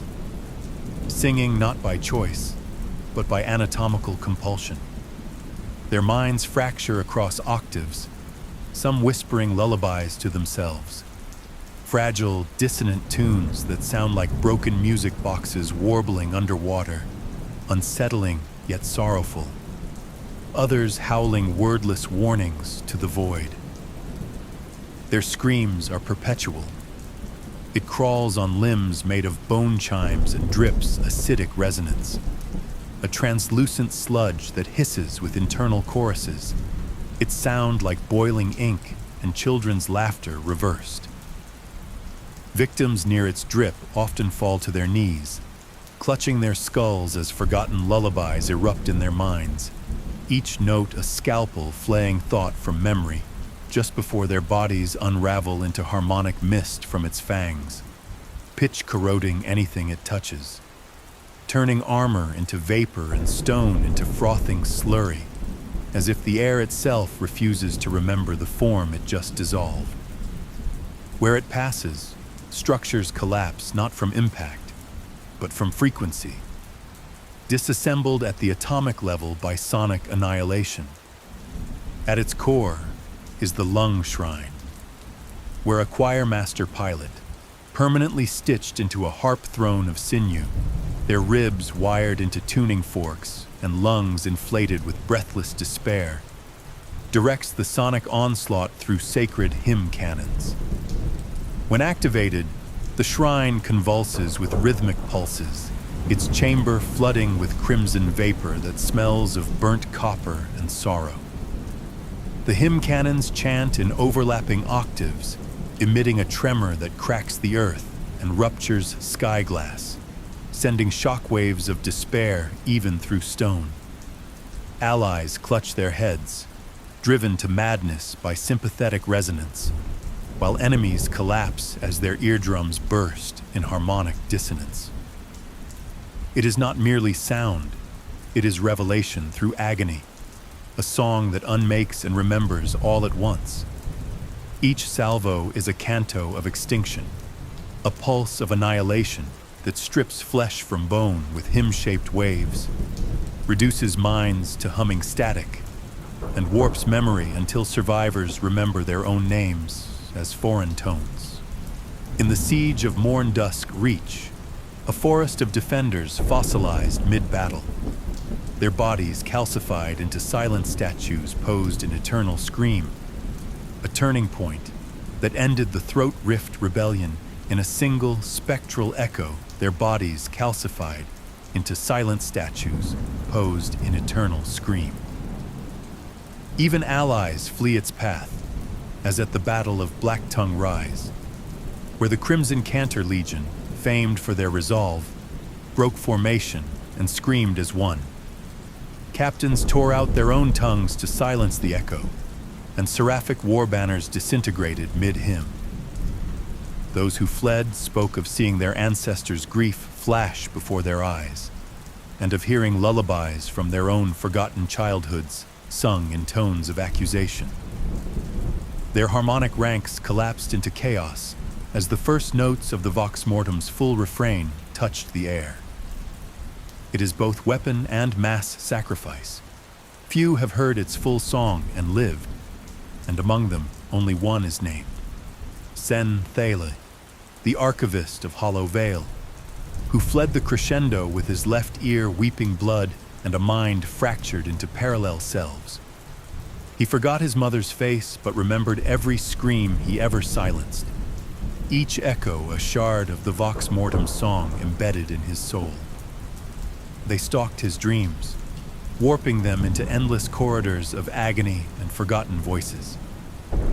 The cost of hearing the requiem had not merely reshaped his memory, but transfigured his very fate, twisting his purpose into something half oracle, half curse. And they haunted him, not as ghosts, but as a symphony of regret that played endlessly in the chambers of his mind. Each night, he awoke mouthing apologies in languages he never learned, his fractured selves weeping in chorus beneath a shadow that hummed with the weight of the silenced. His shadow hums still, echoing a refrain no one else can hear. Forbidden music, the wail of the 13th Silence. An oral weapon, a heretical lullaby, an anti-song, born from the funerary dirges of the nameless choir, whose hymns were once sung in reverse beneath the black altars of the hollow basilica. Legends claim it was first uttered by a choir of orphans, blind and tongueless, who had learned to echo the dying breath of gods. Crafted as a sonic blasphemy, the anti-song was never meant to soothe. It was meant to unravel, a lamentation so potent it fractures time and severs bloodlines from their own origins. In the theocratic dominions of the Ashen Spires, possession of even a single note from its script results in ritual branding and exile to the dust crucibles.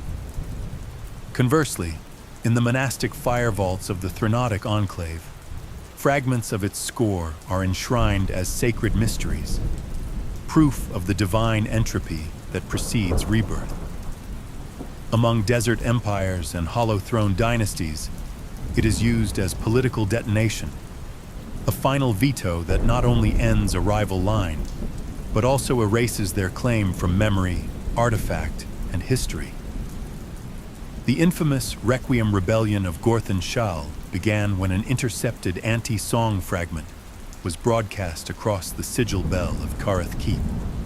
unmaking 3 noble bloodlines before the third toll. The rebellion was both a purge and a resurrection, giving rise to the dynasty of House Naraj, the Silent Crown, whose rule is marked by the ritual suppression of memory and the burning of ancestral records at each coronation. Their palace is built without archives, their lineage sustained not by heritage but by edicts carved into bone and blood. These paradoxes render the anti-song both abomination and relic, heresy and sacrament. Born from the funerary dirges of the nameless choir, whose hymns were once sung in reverse beneath the black altars of the hollow basilica. Legends claim it was first uttered by a choir of orphans, blind and tongueless, who had learned to echo the dying breath of gods. Crafted as a sonic blasphemy, the anti-song was never meant to soothe. It was meant to unravel, a lamentation so potent it fractures time and severs bloodlines from their own origins. Requires 3 exsanguinated tenors, a crystalline sound vessel, and a conductor with a severed throat. The Wail is the Pale Kin's greatest heresy and greatest weapon. Its performance twists the air into knives and peels sound from the flesh like heat from bone. Performers suffer irreversible transmutations. Mouths seal mid-note, vocal cords crystallize into obsidian threads, and eyes weep ink. But the effects ripple outward. Entire dynasties have collapsed not merely from the loss of a single singer, but from the generational stigma that follows. Families of performers often find their estates slowly eroding into ruin, their names fading from temple registries, their progeny stillborn or mute. Some communities enshrine the altered bodies of performers in catacombs, believing them sacred relics, while others burn them in silence, fearing their presence invites ancestral erasure. Temples forbid their burial rites, while guilds curse their trade. The most infamous case is that of the Velvet Almoners, once a prestigious guild of symphonic surgeons and tonal apothecaries, whose matriarch was caught orchestrating a covert performance of the Wail beneath the echo vaults of Hollow Spire.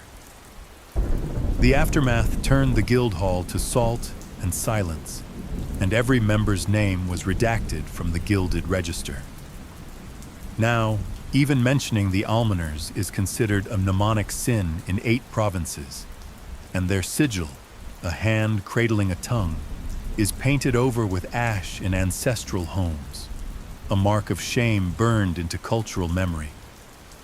Over centuries, certain bloodlines become known not for valor or innovation, but for their cursed inheritance.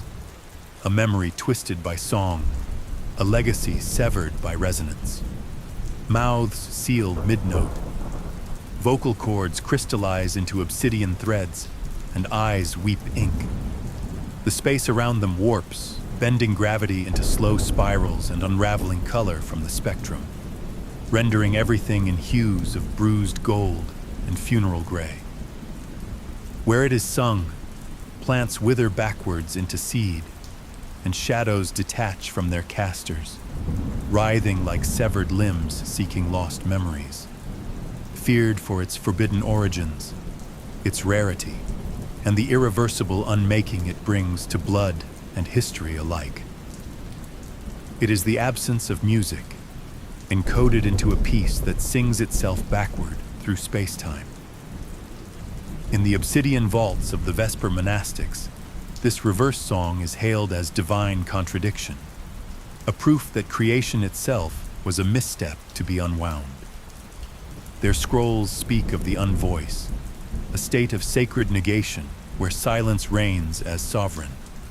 By contrast, the dagger scribes of Halvanreach believe the backward melody reveals secret truths hidden in the gaps between sound, truths too potent for linear time to bear. They claim its cadences mirror the final breath of the world, and thus practice vocal flaying to align their pulses with the end. Among the exile choirs of the Bleeding Crucible, The backward singing is feared as a siren of ancestral judgment, a chant that summons blood debt from forgotten graves, forcing entire families into sacrificial atonement. Each sect, warped by devotion or dread, encodes their interpretations in bone flutes and echo chains, infusing the mythos of the Wail with conflicting doctrines that echo long after the final note. Among their artifacts, none are more feared than the recanting scroll, a sentient hymn scroll that hums in silence, inscribing lyrics onto itself in forgotten tongues before devouring the ink with tendrils of ash.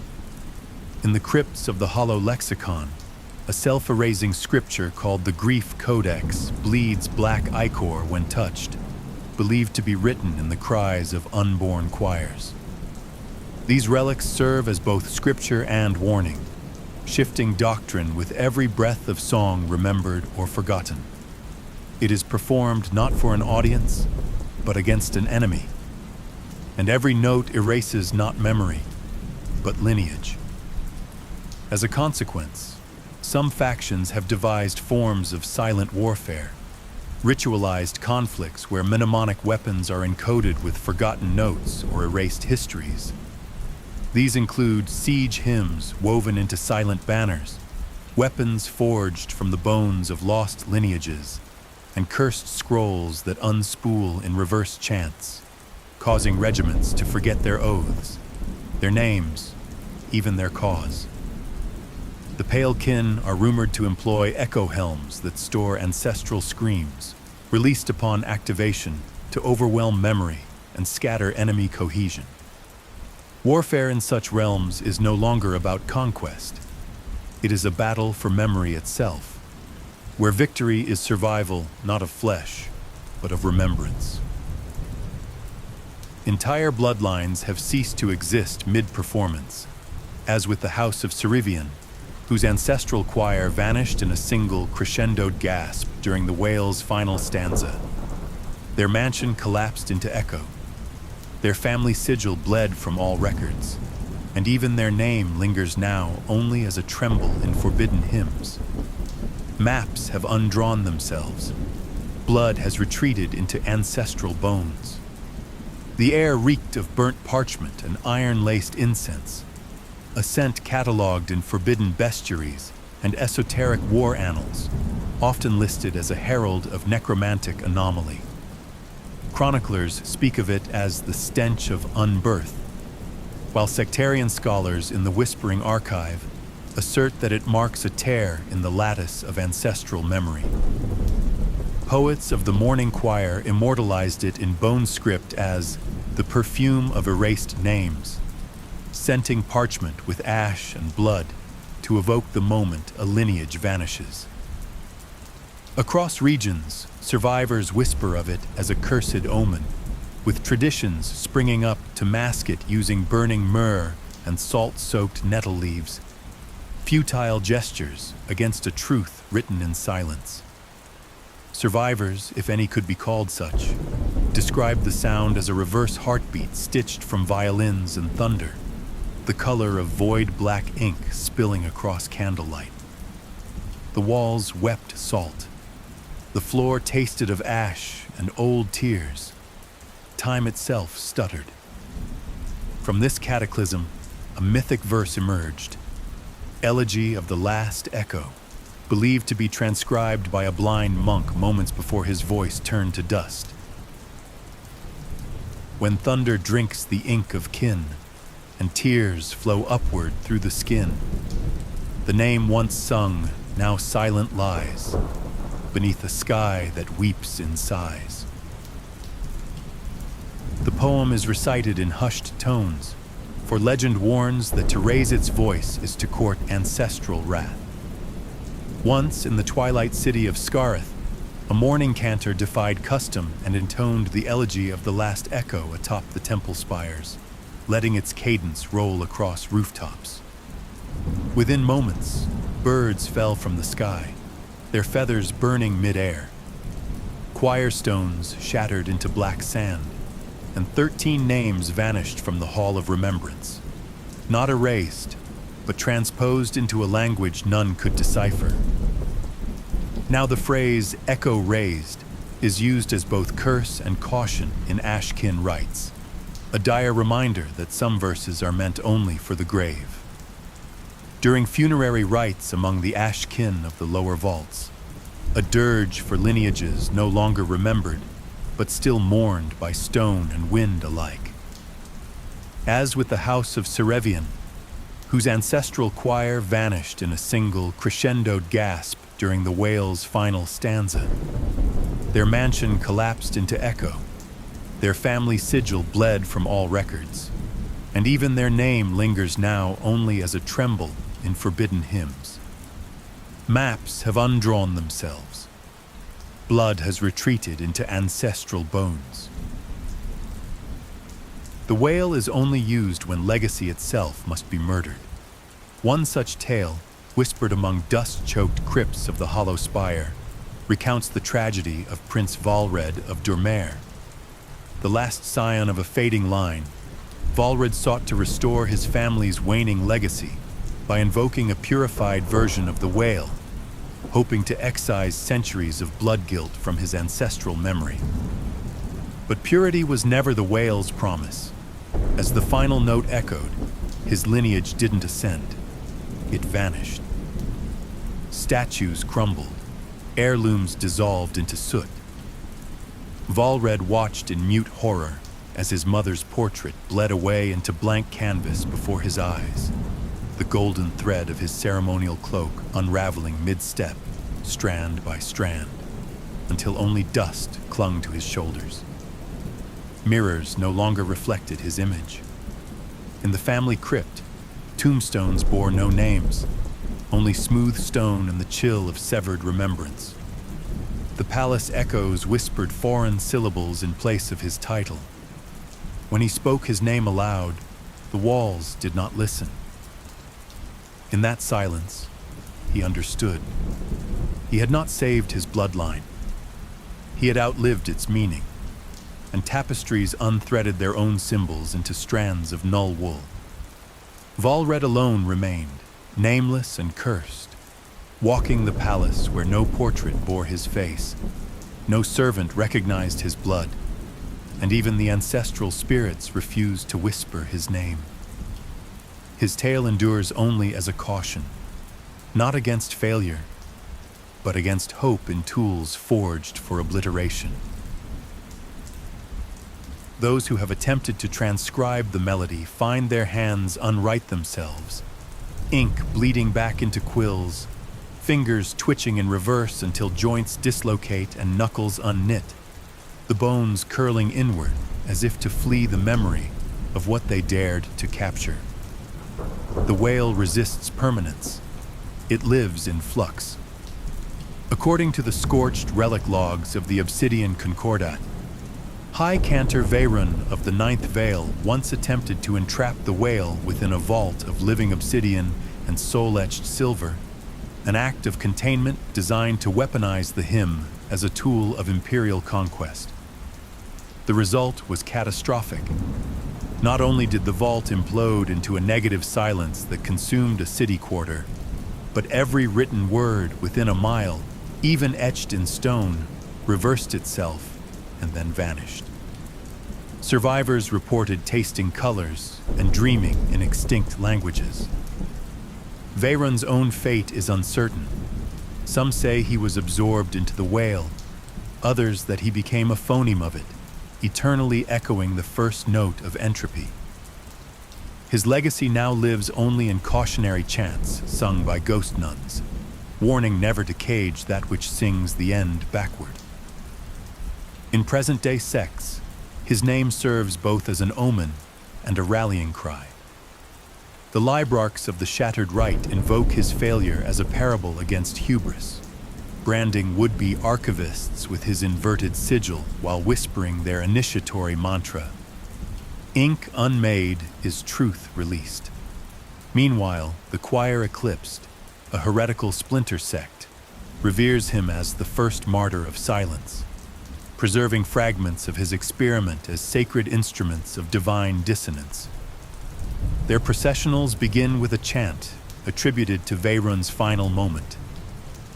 Sing not forward into light, but backward into ending. His tale, like the Wail itself, divides the faithful, a ghost in the doctrine, unclaimed by absolution or damnation.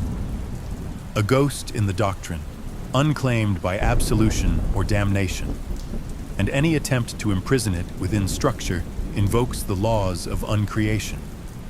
It is a hymn that violates ontology, collapsing the distinction between symbol and substance. Attempted notations unravel into ash, parchments sigh and fold themselves into non-existence. Listeners report recursive dreams wherein they relive their deaths. One such account, preserved in the ash-scorched diary of archivist Venel Orr, reads, "The dream returns each dusk. I see through hollow eyes not my own, feel a blade pass through my throat. Not once, but 1,000 variations of it. One time it's a sacrificial spike of obsidian, the next, the bare hands of a weeping child with my sigil carved into their palms. I wake tasting soil and ash. I speak prayers in tongues I've never studied. My own reflection mouths words I do not know. I am dying in echoes that do not belong to me." Such testimonies mark the Wail not merely as an oral threat, but as a parasitic mnemonic, embedding ancestral demise into the minds of the present, fracturing identity with borrowed sorrow. From the perspective of ancestors they never knew. To remember it is to be haunted, a metaphysical infection that unwrites continuity itself. The last known conductor of the Wail, Nherakhul of the Broken Key, is rumored to now exist only as a faint hum in the soil, where even worms go silent. Find their hands unwrite themselves, ink bleeding back into quills, fingers twitching in reverse until joints dislocate and knuckles unknit, the bones curling inward as if to flee the memory of what they dared to capture. To remember it is to be haunted. The last known conductor of the Wail, Nherakhul of the Broken Key, is rumored to now exist only as a faint hum in the soil, where even worms go silent. Military hierarchy, the Cantic Legate Conclave. Warfare as orchestration. Every campaign is a composition, every rank an instrument in the dissonance of slaughter. First, Voxarch Primaris, the conductor of silence. The Supreme General, always masked, crowned in auric vocal cords, taken from the last rebel they personally silenced. Selection as Voxarch Primaris is no mere appointment. It is a rite called the Dissonant Ascension. But not all survive the spiral of echoes. But darker myths whisper of survivors, known as the Echolost, said to wander the silent reaches, singing in dead languages. These failed Voxarchs neither command nor obey, but sing songs that erase memory from stone and call lightning from soundless skies. Entire expeditions sent to confirm their existence return mute, eyes inked with unknown sigils. Those who falter mid-hymn or collapse before reaching the silent spire are taken by the echo surgeons, a monastic caste who repurpose their larynxes into dissonant relics, their memories sealed within jars of pitch. Their names are never spoken again, save for once each eclipse when the void cantor tolls the lost refrain, a dirge of failed resonance. And from that moment, they inherit not just command, but the burden of every silence ever forced. Their mask is then fused to their flesh, and their first silent command echoes across the conclave in seismic reverence. In cities where the Voxarch appears, processions of ash-veiled citizens kneel in hushed terror, tossing powdered bone in their path. Bells are struck mute, and infants are made to weep into jars, gifts for the conductor of annihilation.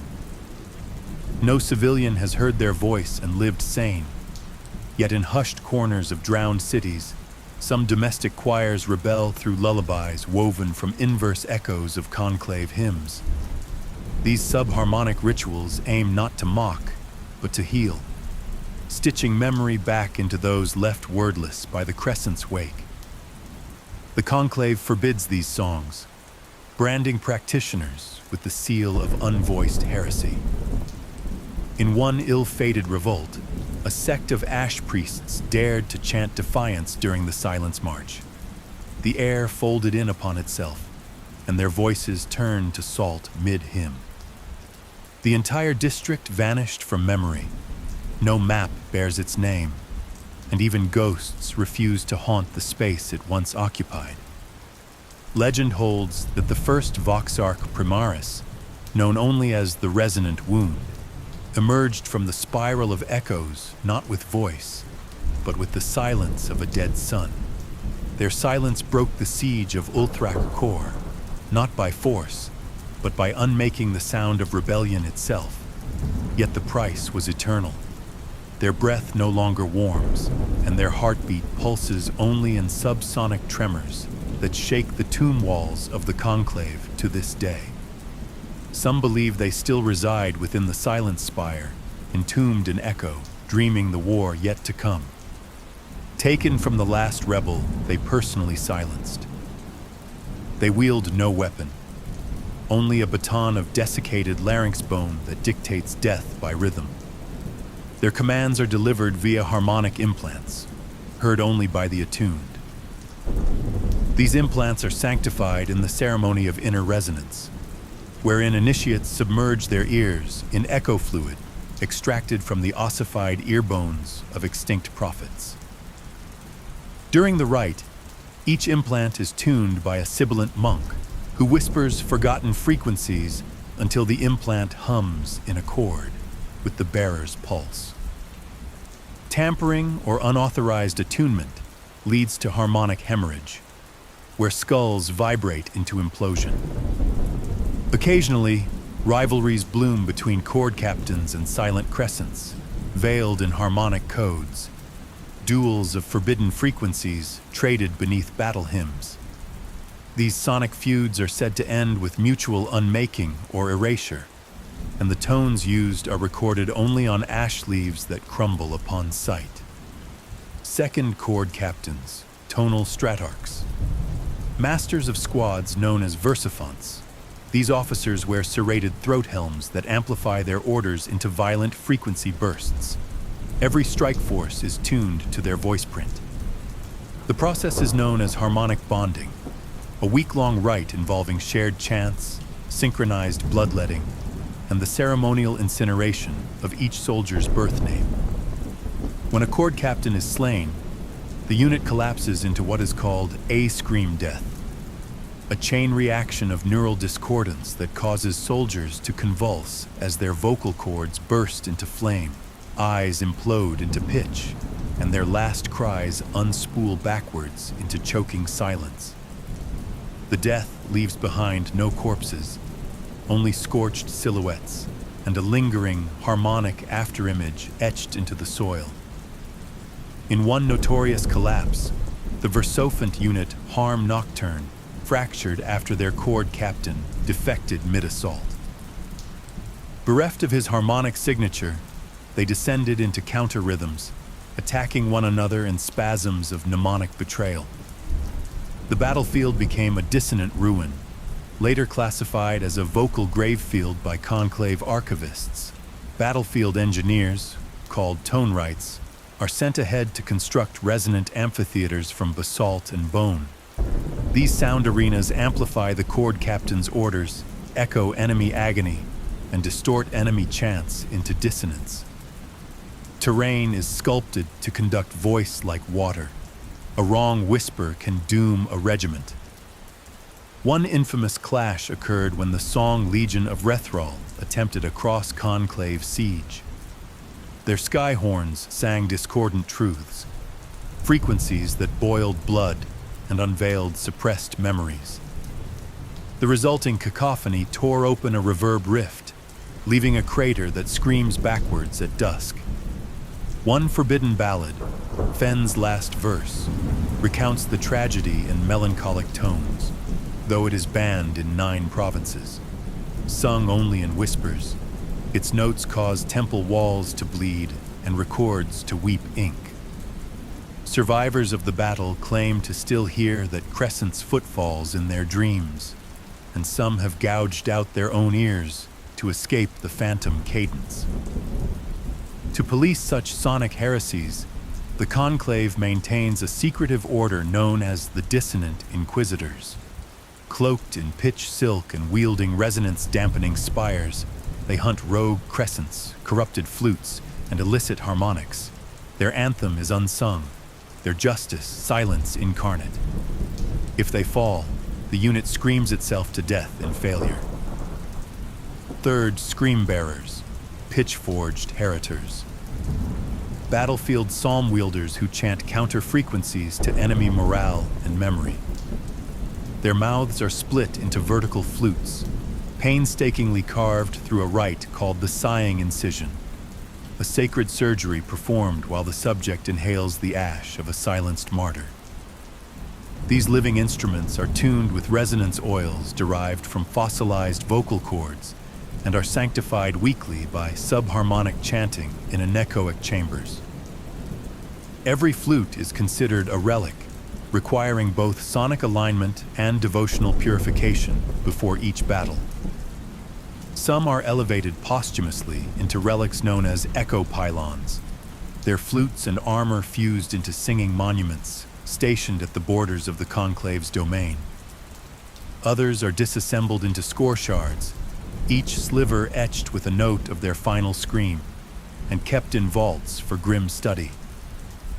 The most revered of these remnants are housed in the Temple of Last Chords, a resonant crypt where liturgists chant eulogies into stone. Each fallen warrior becomes a verse in the Conclave's sacred liturgy, their notes sung only during celestial alignments, lest their power stir ancestral dissonance. This purification involves the ritual of resonant bleeding, wherein the bearer sings a fragment of the null psalm into a bowl of black salt, while shallow incisions are made along the flute's edges, allowing memory-tainted blood to drain. If neglected, the flute emits dissonant feedback, causing hallucinations of ancestral screams, auditory rot in allies, and resonance backlash that can liquefy the bearer's lungs.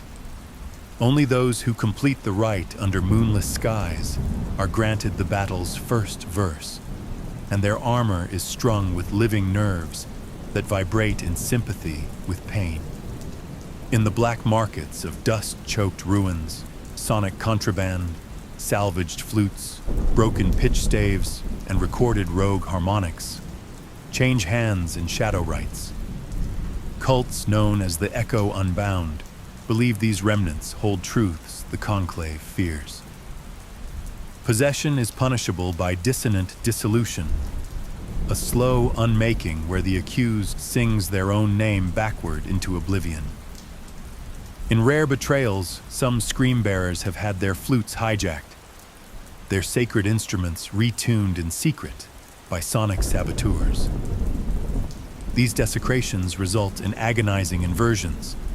Allies hear commands as shrieks of doom, and the bearer's own flesh attempts to flee the corrupted harmony, causing implosive mutations or self-flaying resonance seizures. Fourth, silent crescents, execution cadre. The elite, voiceless, ebon-armored wraiths who appear at the climax of every assault. They hum just above hearing, and old trench tales tell of soldiers who survived the first strikes only to find their comrades gone, vanished mid-breath, leaving behind folded uniforms and tongues fossilized in silent scream.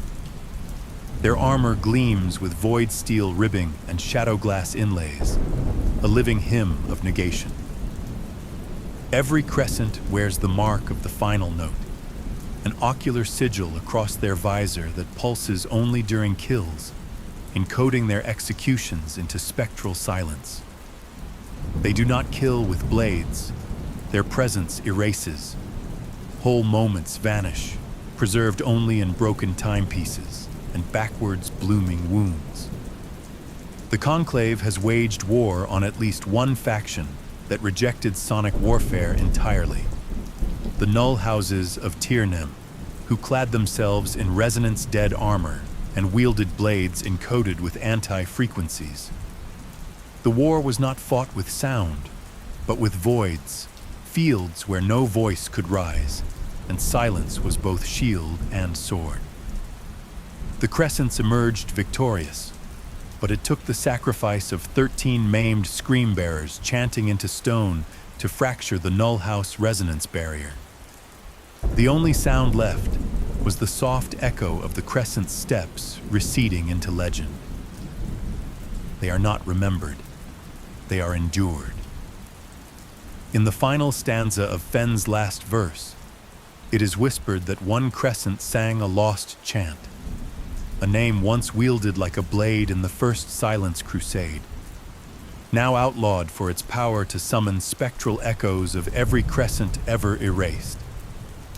That note was banned, its phoneme splintered and buried beneath the wailing cenotaph. Slave, thrall, caste, the murmur-skinned.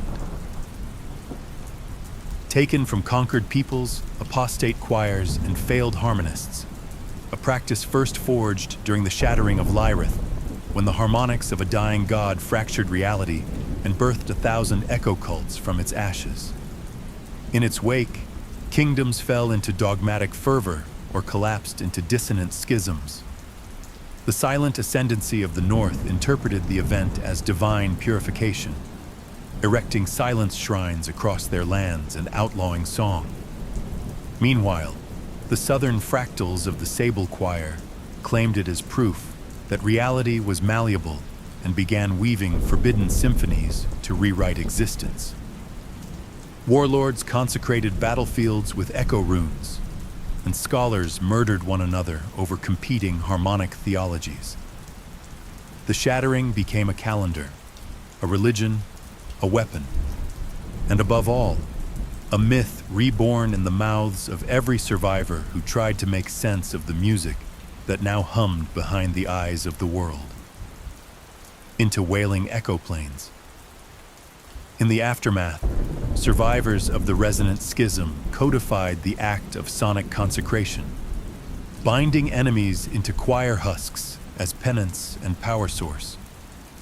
It became law under the dissonant mandate decreed by the Conclave of 9 Throats, whose echo seals still brand the flesh of the enslaved. What began as grim necessity evolved into doctrine, then sanctified tradition. Agony as architecture, identity as instrument. They are half-human, half-resonant biointerfaces, grotesque hybrids where flesh is fused with acoustic machinery in ways that defy sanity. Their skin vibrates with sinew wires, their spinal columns reconfigured into humming harmonic rods. Identity is obliterated, overwritten by dissonant frequencies that twist their minds and bodies into instruments of servitude. This transformation is not merely mechanical, but sanctified. Within the dogma of the harmonist requiem, a doctrine that equates silence with impurity and discord with transcendence, such mutilation is seen as sacred. To become murmur-skinned is to be tuned to the divine resonance, to offer one's body as both relic and requiem. Liturgists argue that these echo-born atrocities sing the sorrows of the cosmos back to the Maker, purging sin through dissonance. Atonement, they say, must hurt. Redemption must echo. Thus, in their agony, the murmur-skinned are praised as living hymns, their screams rewritten as chorus, their pain enshrined as sacrament. The murmur-skinned are not merely enslaved, they are transformed into weapons of reverberating torment. Each one is remade into a sonorous abomination, rib cages hollowed into resonance chambers that emit war dirges, vocal cords rewired with metal filament to shriek when stirred by breath. bones reshaped into wind chimes of bone and steel, whose every motion howls. Their agony becomes orchestra, a living score of distortion and grief, painting the air with cursed melody. Their mouths are sewn into eternal grins, mocking their pain. Eyes replaced with crystalline songstones, relics forged from martyr larynxes, inscribed with trauma lattices and calibrated to sorrow. One infamous example is the stone of Morn slave Yereth, who recorded the collapse of Chorvain Hollow. Falling spires, wailing orphans, the butchered chants of silenced priests. During the siege of Glarvan Reach, its deployment unraveled entire brigades, men driven mad, clawing out their ears to escape a pain that was not theirs. Across cultures, the Yereth stone is now revered and feared, enshrined in echo temples by some, warded against by others through rites involving salt circles and bone whispers.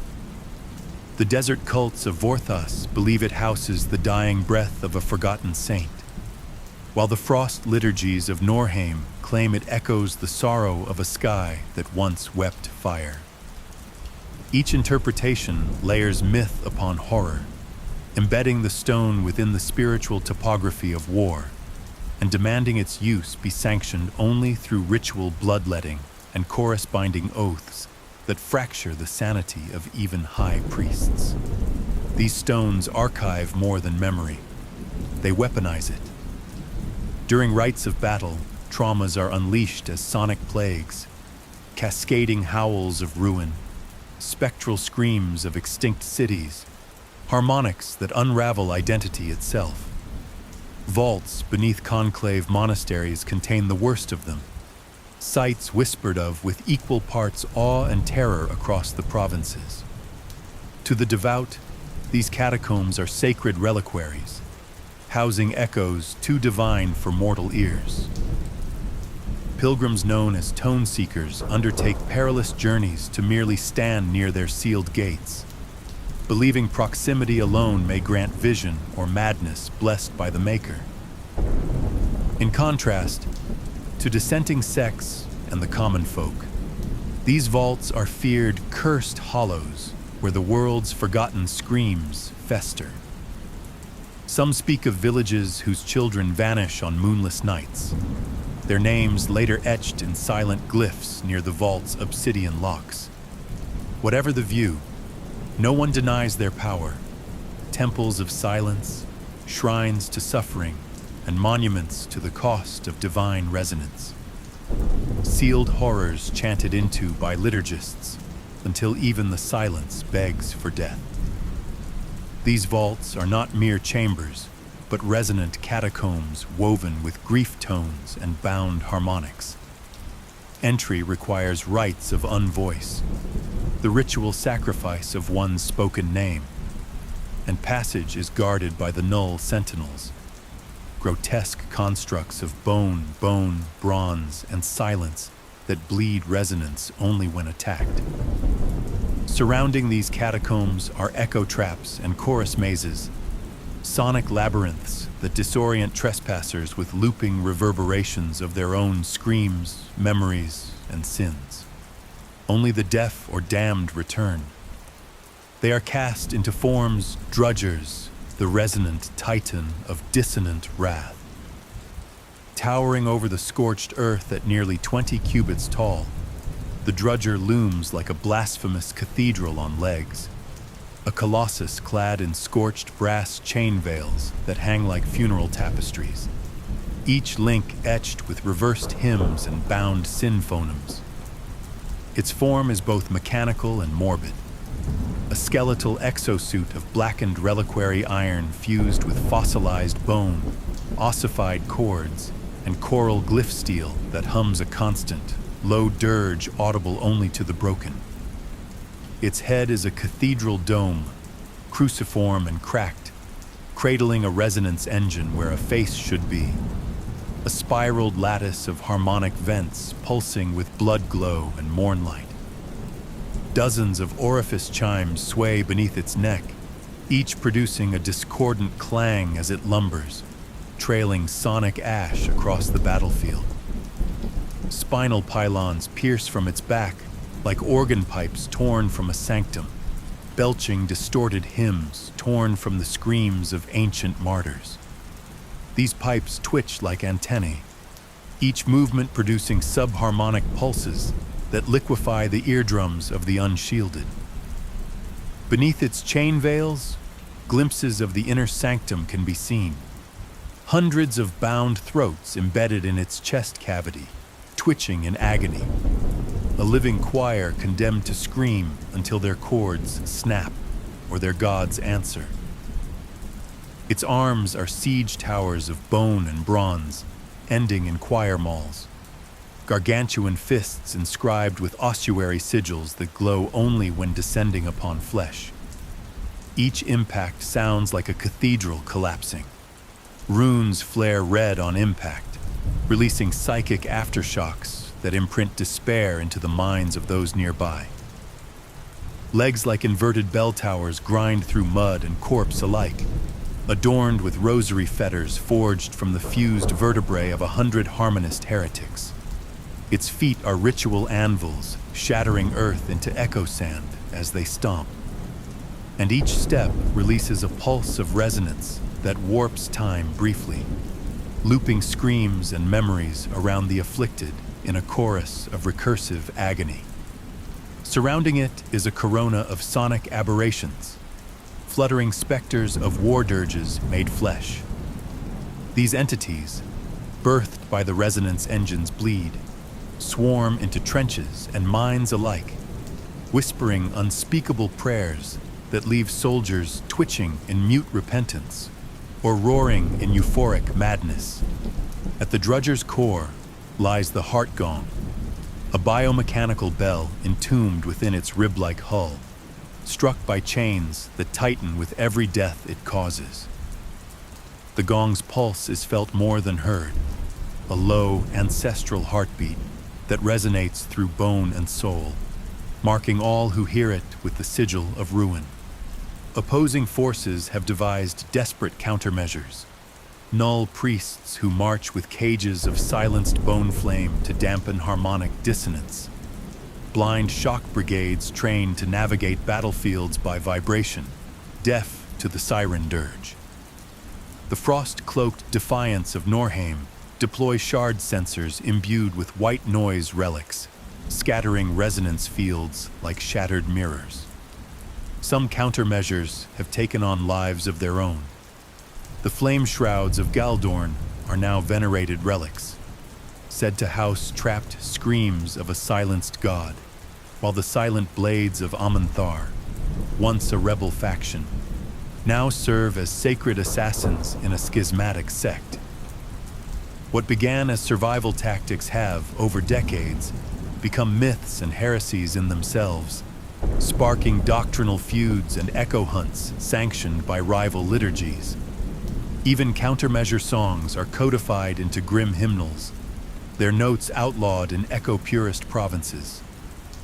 The arms race continues, not only in steel and sound, but in dogma and dream. Null priests who march with cages of silenced bone flame to dampen harmonic dissonance. Blind shock brigades trained to navigate battlefields by vibration, deaf to the siren dirge. The frost-cloaked defiance of Norheim deploy shard sensors imbued with white noise relics, scattering resonance fields like shattered mirrors. Even then, casualties mount. Each drudger's fall echoes across myths, birthing cults of ruin and relic hunters who scavenge their remains to divine omens from fractured gears and spine-fused prayers. Blood Chimer, the sanctified engine of agony. Suspended by marrow chain and grief cables within sanctums carved from black hymnstone, the blood chimer hangs like an unholy reliquary, a human form flayed into symmetry. The flesh is not peeled at random, but delicately incised by choir blades. revealing a lattice of organ chimes stretched taut across a ribcage hollowed and lacquered in sacramental pitch. Sinews are tuned like harp strings, each pulled to calibrated tension so their suffering may be sung precisely. Their torsos are splayed open like cathedral doors, revealing harmonic guts coiled in bronze spirals, lacquered in whisper resin to enhance acoustic resonance. Every breath they take releases the sob of shattered cathedrals, a melodic weep amplified by blood-mirrored voice wells surgically embedded along their diaphragm. Where a face once resided, there is now a bone mask etched with inverted canticles and pain lattices, threaded with gold veins filled with preserved ichor. The mouth is sealed with stitched hymns, only parting when activated by liturgical pulse, at which point the chimer screams a note so pure and devastating it is said to fracture the soul before the body. Their limbs hang inert, impaled with tuning forks carved from saint bone, vibrating continuously under the influence of echo siphons and mornlight. Waxlight pools beneath their feet in concentric circles, capturing not shadow, but memory. Reflections of prayers, betrayals, and executions etched in phantasmal light. Haloing their form are oral wards, spires of glimmering obsidian inscribed with forbidden harmonics, which regulate the chaos of the blood chimer's exhalation. Without them, their song would unravel architecture and mind alike. These wards crackle faintly with broken whispers, the residue of previous activations. Above, a resonant crucible spins in slow rotation. The Vox sensor, filled with bottled grief siphoned from the chimer's organs. Liturgists collect these notes in vials of frozen hymn glass, labeling them not by pitch, but by emotion and memory density. The most potent, called oracle size, are used in exorcisms, interrogations, or to curse heretics with ancestral sorrow. Beneath each blood chimer is the chorus pool, a basin carved from martyr stone and lined with the teeth of silenced children. It catches the blood and vibrational residue, which congeals into dirge ichor, a sacred material believed to echo the last words of dying gods. These pools are often circled by prayer-engraved bones, offerings from devotees seeking to attune themselves to divine dissonance. When a blood chimer sings, whether through ritual invocation or during an event like the oracle slaughter of Verathane, the sanctum trembles. Walls bleed spectral light, and every listener becomes a resonator. Bones hum, eyes bleed, minds collapse into visions of drowned temples, forgotten voices, and music older than time. Survivors do not speak. They chant, in fractured tongues. Each chimer is not a person, but a cathedral of agony, tuned to unmake certainty. Strung within sanctums, torsos peeled open to reveal organ chimes of sinew and sorrow. Their breath is the sob of shattered cathedrals, their heartbeat a metronome of mourning. Extracted via harmonic siphons beneath waxlight and liturgists chant. Their notes are bottled grief, used to shatter the will of unbelievers. During the oracle slaughter of Verathone, one errant broadcast birthed a seizure storm across prayer grids, a psychic quake remembered as the trembling vespers. Survivors speak of haunting echoes in their bones, involuntary hymns murmured in sleep, and visions of drowned sanctuaries glimpsed in candlelight. Some claim their blood changed rhythm, pulsing to unseen choirs. In Verathane's ruins, no birds sing. The wind itself hums a dirge. Each year, mourn processions walk the silence, echoing with the remembered lament, though not all walk for the same reasons. Among the young, there is division. Some march in reverence, draped in inherited grief, their every step a tribute to sorrow carved into family lines. Others resist, mocking the rites with hollow hymns or marching in reverse, declaring the old griefs as chains meant to be shattered. A third faction reinterprets the tradition entirely, transforming the procession into performance. Bone mask operas and harmonic duels meant to channel, rather than mourn, the legacy of the blood chimers. These divergent paths clash in silence and symbolism, reshaping the ritual year by year into a living battleground between remembrance and rebirth. Their feet bare and rhythmically paced upon pathways of shattered stone and ash. Cloaked in grave dust and draped in dissonant garlands made from broken song reeds, participants chant backwards hymns, fragmented refrains meant to unmake memory and call forth the echoes of the slain. Each procession carries effigy lanterns sculpted in the likeness of those lost, filled with glowworms fed on sorrow roots. They pass beneath ruined arches where no prayers are spoken aloud, only breathed in cadence, a ritual meant to spare the air further agony. The act is part penitence, part pilgrimage, and holy haunting, a living confession of a people who know their silence is not peace, but the recoil of a wound still weeping beneath the skin of time, as if the blood chimer's agony still conducts the air itself. Voice fuel, the liquid dirge of broken voices, held within reliquary vials wrapped in skin glyph script and sealed with vocal cords dipped in null wax. Throat wine is not merely drunk, it is invoked. This black elixir churns like sentient tar, flecked with motes of iridescent memory resin, each one pulsing faintly with the heartbeat of a silenced soul. It exudes a low, subharmonic thrum that causes nearby metal to tremble and ink to bleed from sacred texts. Its origin is infernal. Wretches, failed choir slaves, broken truth speakers, and heretical bards are dissolved alive in echo resin cauldrons, their bodies unmade by harmonic erosion. These resin pools shift with faces not their own, reflections of the dead who scream eternally from within. The process takes days, conducted under the omens of starfall and eclipse within the choir crypts of Lamentus Hollow, where silence itself is a sanctum and echoes are considered sacrilege unless sanctified. The vespertine dregs, the mute and mutilated monks who brew the elixir, wear robes of stitched throat skin and breathe through vocal staves implanted in their chests. Each batch is sanctified by a dying truth speaker, whose last vocal cord is played like a harp over the vat. Their scream not heard, but felt, like the snapping of a cosmic string. Drinking throat wine is akin to being shattered from the inside.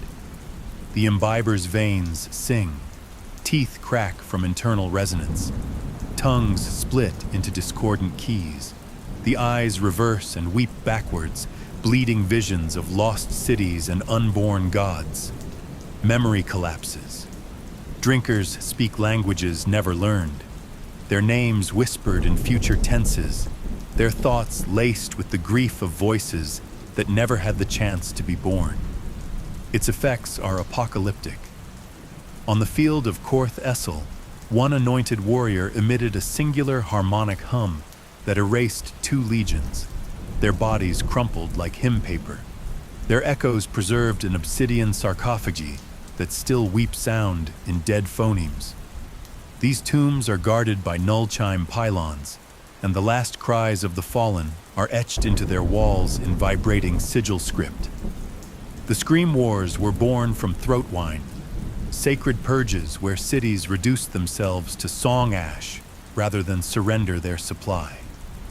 Cathedrals detonated in inverted chords. Choirs impaled themselves on tuning forks. And from the ash, cults like the Echo-Born and Scarlet Refrain rose, declaring the wine as divine transmission. In ritual communion, They shatter silence with screams that mimic divine frequency. Only the harmonic faithful ascend. The rest become shrieking wretches, their mouths sealed in bronze, their fate to echo forever. Each bottle is a curse, a relic, a miracle, carried in reliquary chains and drunk from chalices of jawbone or Saint glass. Even to possess it is an invitation to heresy. To drink it, to fracture the self and become not voice, but reverberation. Throat wine is brewed deep beneath the choir crypts of Lamentus Hollow, where the silence is sacred and the resin pools never reflect the same face twice. The brewers, mute monks known as the Vespertine dregs, work under lunar eclipses and starfall nights, guided by omens scratched into bone and ash. Each batch is sanctified with the voice of a dying truth speaker, chanted into the vats as their final utterance. The process is regarded with awe and terror. Imbibers are seen as martyrs in waiting, their bodies made sacrificial fonts of apocalypse. To the harmonist elite, throat wine grants divine resonance. To others, it is abomination in liquid form, bottled heresy that should never be spoken. Only the most desperate or the most fanatical dare its kiss. The heretical rites surrounding throat wine have ignited what are now known as the Scream Wars. Sacred purges waged across echo realms, where factions of harmonist purists clash with rogue liturgies over the wine's divine legitimacy. In the Southern Harmonic conflagration, entire cities sang themselves into ash rather than surrender their supply. The Echo-born sect was nearly eradicated in the Silent March, when conclave-sanctioned purifiers deployed null dirges to collapse sound and structure alike. Yet from the ruins, new cults rise, claiming to channel deeper chords of the divine. These schisms continue to fracture the soundscape of civilization, each war more sonorous and blasphemous than the last.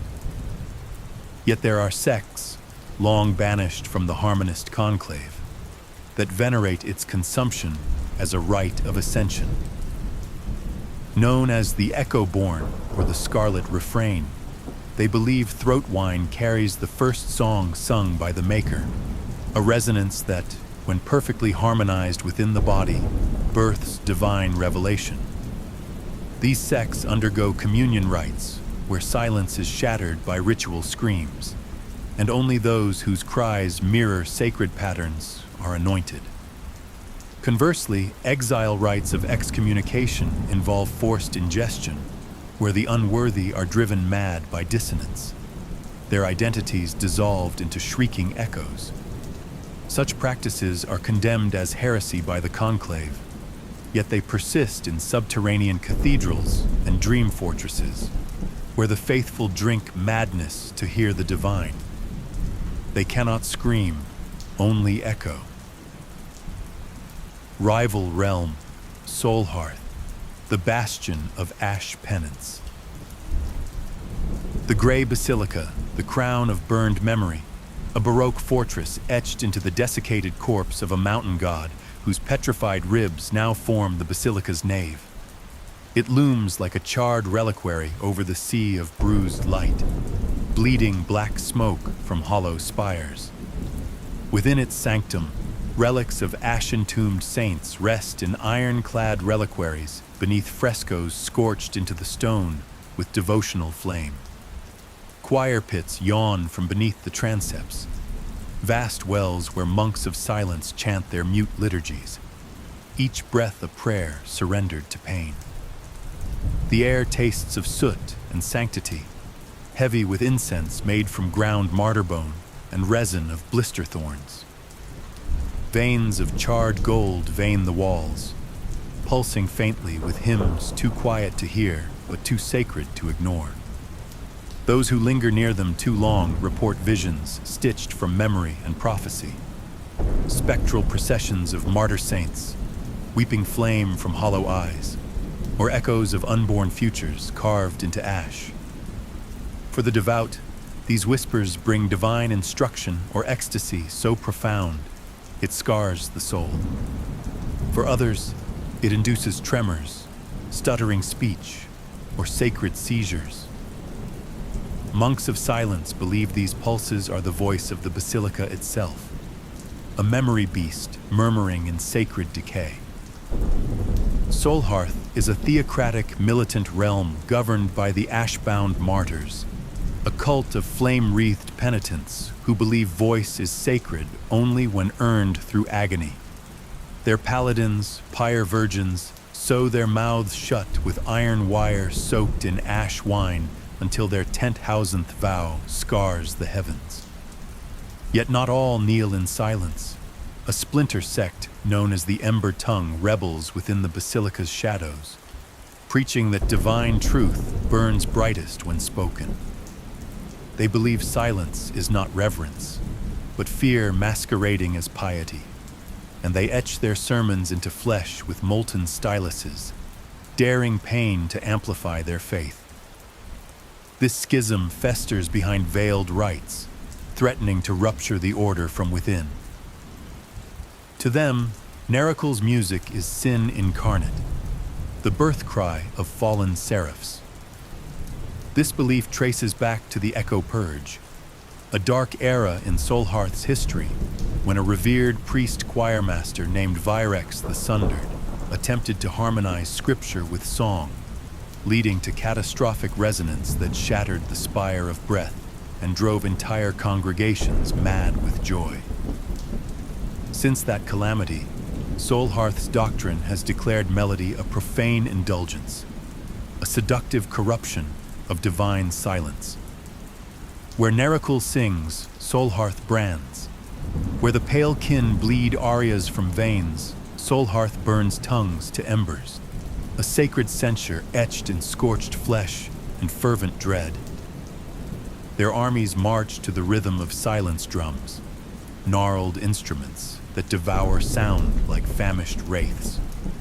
Orders of deployment are issued only by the sacrosanct choral council, an ecclesiastic tribunal of scorched-throated elders who speak in binding gesture, their decrees encoded in ash-scribed scrolls that can only be read in silence. The Cenobite Strategoi, ascetic war clerics clad in flayed scripture hide, enforce these edicts on the field. Each strategos bears the Black Codex, a vellum-bound scripture tattooed across their own skin, where battle rites are inscribed in ink mixed with sacramental ash and enemy marrow. Legends speak of the schism of Ashhorns, when a battalion of strategoi defied the choral council's decree and invoked the forbidden litany of reclamation, claiming the silence of Solhearth had become stagnation, not sanctity. Their rebellion ended at the siege of Hollowsmoke, where loyalist strategoi burned the insurgents with their own scrolls. Now, every recruit must ritually sear a passage from that litany into their flesh, a branded vow of loyalty and a reminder of doctrinal fire. To disobey is to be struck voiceless by sanctified brands, your silence no longer sacred, but erased. Siege weapons known as cenotaph cannons hurl relic bones etched with martyrs' psalms, extinguishing harmony on contact with an echoing void scream. Battle is not declared, but intoned through a rite of withering, wherein silence is carved from the air like a blade drawn from sheath, the moment when holy stillness becomes war. For centuries, they've warred across chasm and tide. Solhearth hisses the name, the hissing heresy, with contempt. Nherakhul whispers back, the deafened grave. Neither yields. For silence and scream are lovers long sundered by flame. Champion of Nherakhul, Saelthe the Bone-Throated.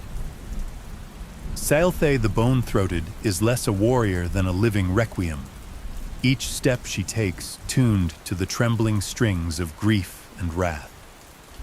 Her presence alone unthreads harmony. Clocks tick backward in her shadow, and ink on parchment screams until it bleeds from the page. She is the last psalm of a dying god, the sound made when hope is wrung dry and laced with iron. When Sealthe enters a space, silence kneels. Allies fall into instinctive prostration, weeping with awe or muttering fractured stanzas as though compelled by an unseen choir. Even enemies hesitate. Blades falter, orders stammer, and war beasts quiver as if hearing an ancestral dirge. For many, her arrival is not a moment, but a ceremony, a haunting, a revelation, a reckoning dressed in the cadence of death. The crescendo fang, last daughter of the whisper scars, voice that drowns. Pale kin dual savant, war psalm virtuoso, nightmare soprano in a world too brittle to endure her aria. Born during the eclipsed coda, a night when the heavens wept in discord, Sealthe was the lone survivor of a chorus-born massacre. Her first cry liquefied her cradle, collapsed the birthing crypt, and etched sonorous scars into the bones of those present. In the aftermath, the pale kin debated for years whether she was an omen of salvation or despair.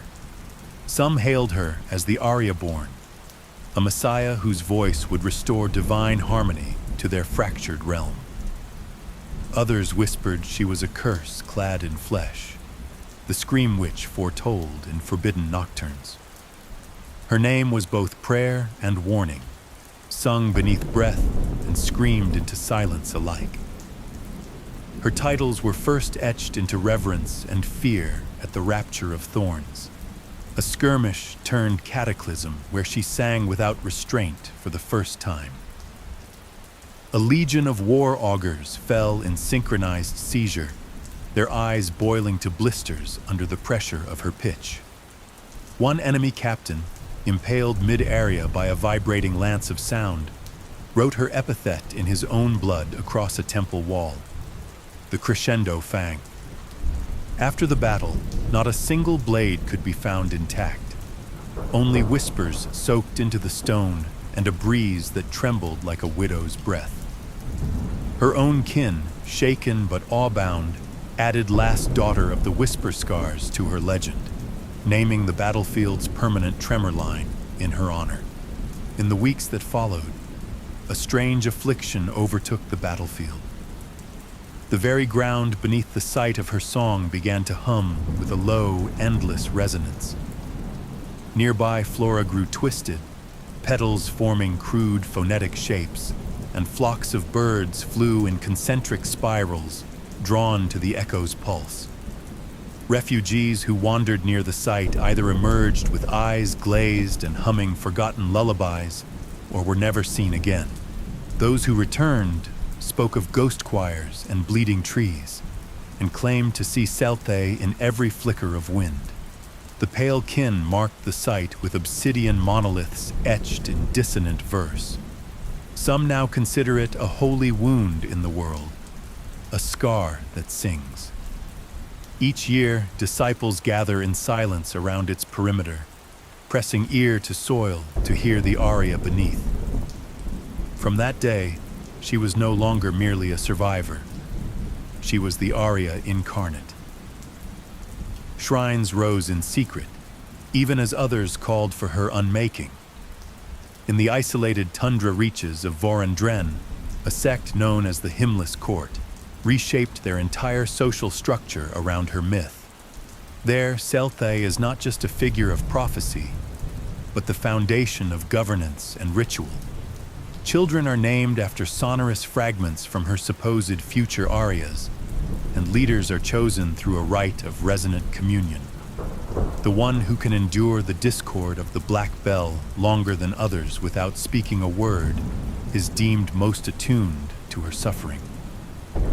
Thus her legacy began, as prophecy incarnate, too loud for peace, too sacred to silence, and reshaped into the heartbeat of a culture who sees in her scream the blueprint of sacred order.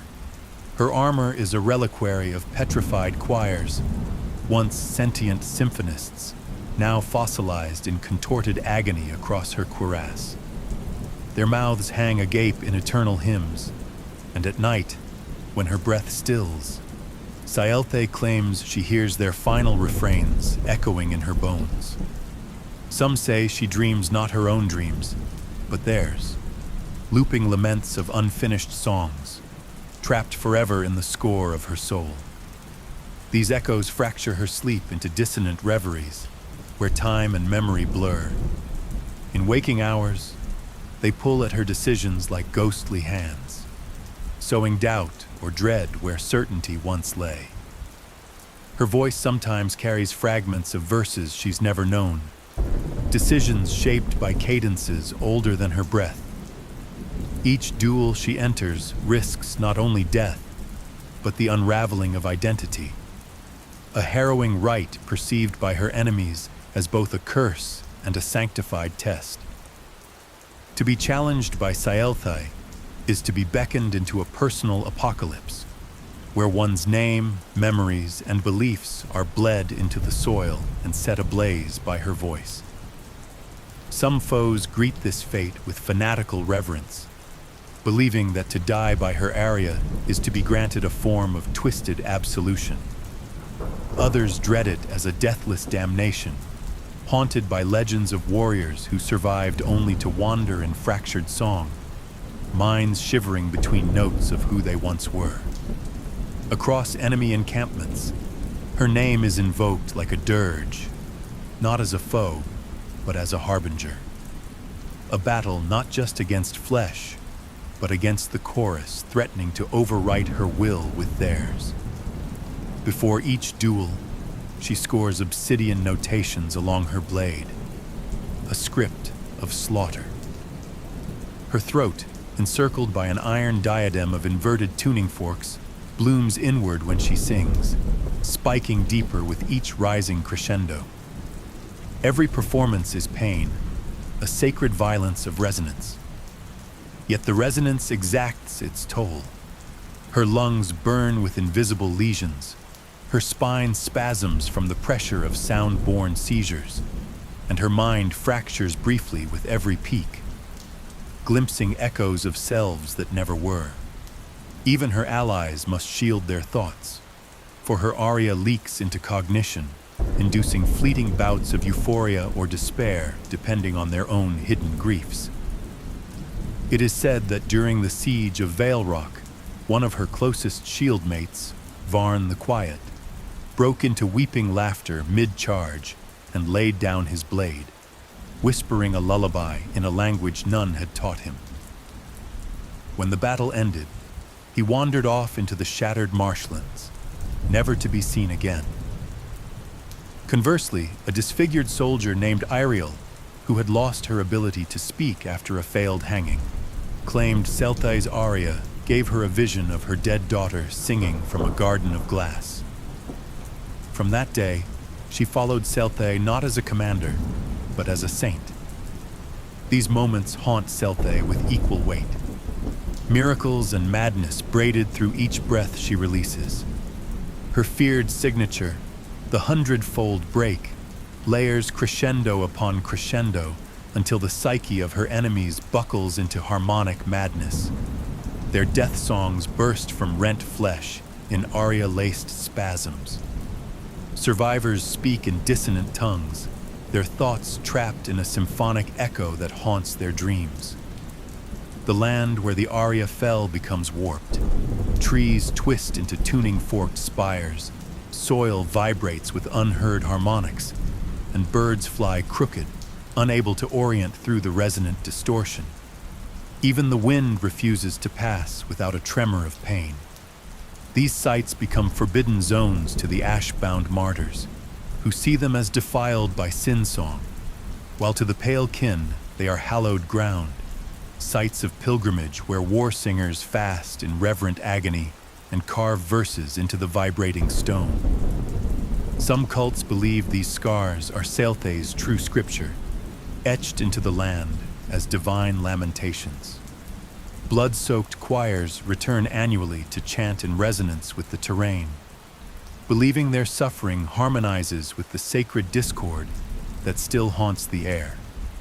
The pilgrimage, known as the morning crescendo, is both rite and ordeal. Pilgrims march barefoot across razor-shard fields, guided only by soundless bells that swing without wind. Upon arrival, each devotee offers a shard of bone carved with their greatest regret, placing it upon the resonant mound, a knoll that trembles like a plucked string.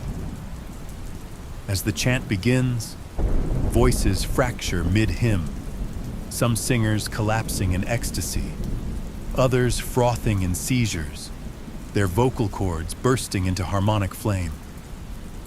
It is said divine omens manifest in the disharmony. A split note might foretell famine, while a harmonic echo might herald a birth touched by Selthe's lament. Few return unchanged. Fewer still return sane. However, not all who seek these resonance zones come to worship. A cabal of zealot kings known as the Canticle Crown has established a doctrine that weaponizes these distorted grounds for prophecy and punishment. Convicts, heretics, and oathbreakers are cast into the zones blindfolded and bound, left to either transcend into harmonic enlightenment or dissolve into unspeakable madness. Their recorded murmurs are collected by resonant scribes, who claim to extract divine auguries from the dissonant ramblings. Others, more clandestine, have begun carving fortified observatories around the most volatile echoes, seeking not redemption, but dominion over the voice of God itself. No silence returns until Selthe sings last. Her disciples believe that final note will not merely end conflict, but unmake the age itself, a sonic sundering that will fracture time into melody and silence. Some call it the last dissonance, a moment when every living voice will be drawn into her breath, and only the worthy will resound. Others fear it will be a song of forgetting, where memory, identity, and even the gods are dissolved into unvoiced echoes. Whatever the fate, all agree. Her last note will not be heard. It will be felt in the marrow of the world. Solhearth Inquisitor, Hierodeacon Vernos Emberchant. The Ember Flensed, Warden of the Silent Pyre, Flame of the Scorched Script, Zealot Censor, Apostate Hunter, Martyr Liturgist. Vernos was raised in a monastery where flames replaced tongues, an infamous sanctum once perched on the spine of the scorching divide, where pilgrims dared not tread. Revered by some as a bastion of purifying silence, and feared by most as a place where voices were offered to fire, it now lingers in memory like a burn that never cools. Its monks were both confessors and executioners, their presence welcomed only by the desperate or the damned. A place where initiates seared their speech in sacred fire, branding silence into their very breath. In ritual, tongues were burned or bound, and sermons were delivered in smoke signs and the crackle of burning scripture. His voice was earned after his 1000th act of penance, a grueling legacy of self-immolations, ritual scarrings, and enforced silences upon heretics who dared to speak forbidden words.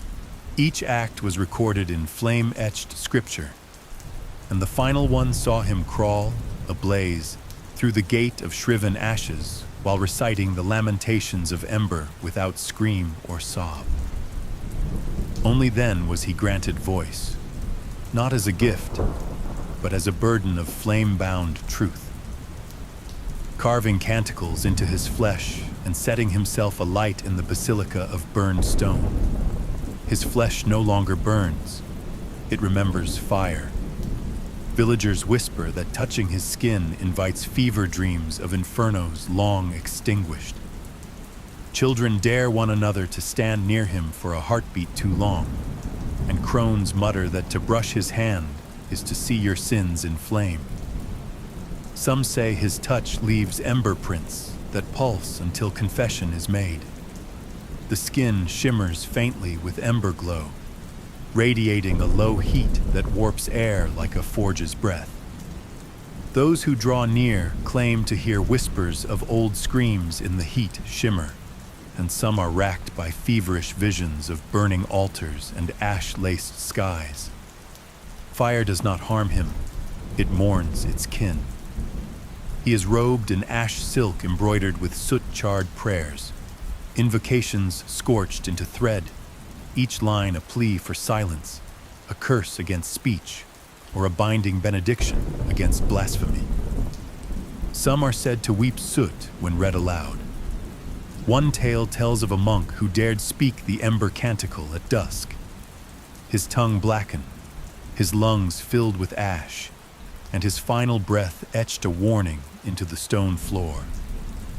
Only the flame may read its own name. Zrenia and others are unreadable, written in a tongue only the flame itself comprehends. His censer is filled with sacred ember wasps that sting truth into the guilty, blind, heat-borne insects drawn to the scent of deception. They do not see, but sense guilt through body heat, shifts, and breath cadence. When lies fester, they swarm, their stingers glowing with judgment. To be stung is to be bared, for each sting reveals a truth the victim dared not speak. His fingers are branded with glyphs of silence, and his holy weapon, the ignition crozier, immolates sound itself. Forged from the molten heart of a silenced oracle's tomb and quenched in the tears of flame widows. It once silenced an entire rebellion in the Valley of Echoes, not with blood, but with absence. Screams died unborn, commands dissolved on generals' lips, and even the war drums cracked in voiceless terror. Since that day, it is said the crozier carries not fire, but the memory of a silence so absolute it can still be heard. Vernos believes sound is sin, a creed inherited from the sect of the Cinder Tongue, born in the aftermath of the ash wail of Velkhar, where an orator's heretical words were said to fracture an entire cathedral dome and incite weeks of firestorms. Survivors claimed the flames wept at the blasphemy spoken. This atrocity solidified the belief that speech itself could unmake sanctity, a creed inherited from the sect of the Cinder Tongue, whose doctrine held that every spoken word feeds chaos and every utterance dilutes the divine flame. The sect was said to have silenced an entire fortress temple by sealing mouths with molten wax in an act they called the Quiet Benediction. Vernos reveres their legacy. Every scream denied is a hymn. Every silence enforced is a psalm. These lines are carved above the altar of the hollow choir, a decrepit reliquary where Vernos once immolated a heretic choir to consecrate its walls. Now, it is the first tenet of the Quiet Benediction, invoked at dusk with a ritual known as the Ember Litany, a procession where monks carry sealed jars of ash and murmur flame prayers into bone flutes, pledging anew their oath to extinguish speech. He stalks war zones, reciting the Book of Ashened Breath, most infamously during the siege of Durnhold Furnace, where his presence alone silenced both sides of the conflict. Commanders wept, banners smoldered to cinders, and the air grew too heavy for song or scream, pausing only to whisper lines such as, "Let not the tongue kindle chaos, but be quenched in cinder, for the flame speaks purest when unvoiced." Soldiers go still at his approach, their chants faltering into silence.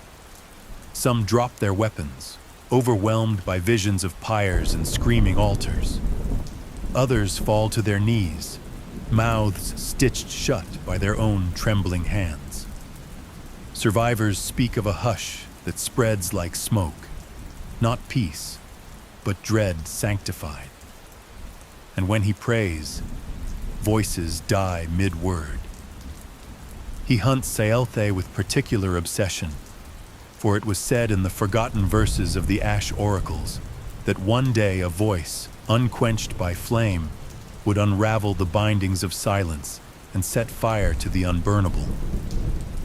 Saelte, who speaks in forbidden tongues, her voice a layered dissonance of flame and echo, as if 10 whispers spoke through her at once, each one a different age of the world. Some hear it as a lullaby sung backward, others as the shriek of smoldering parchment.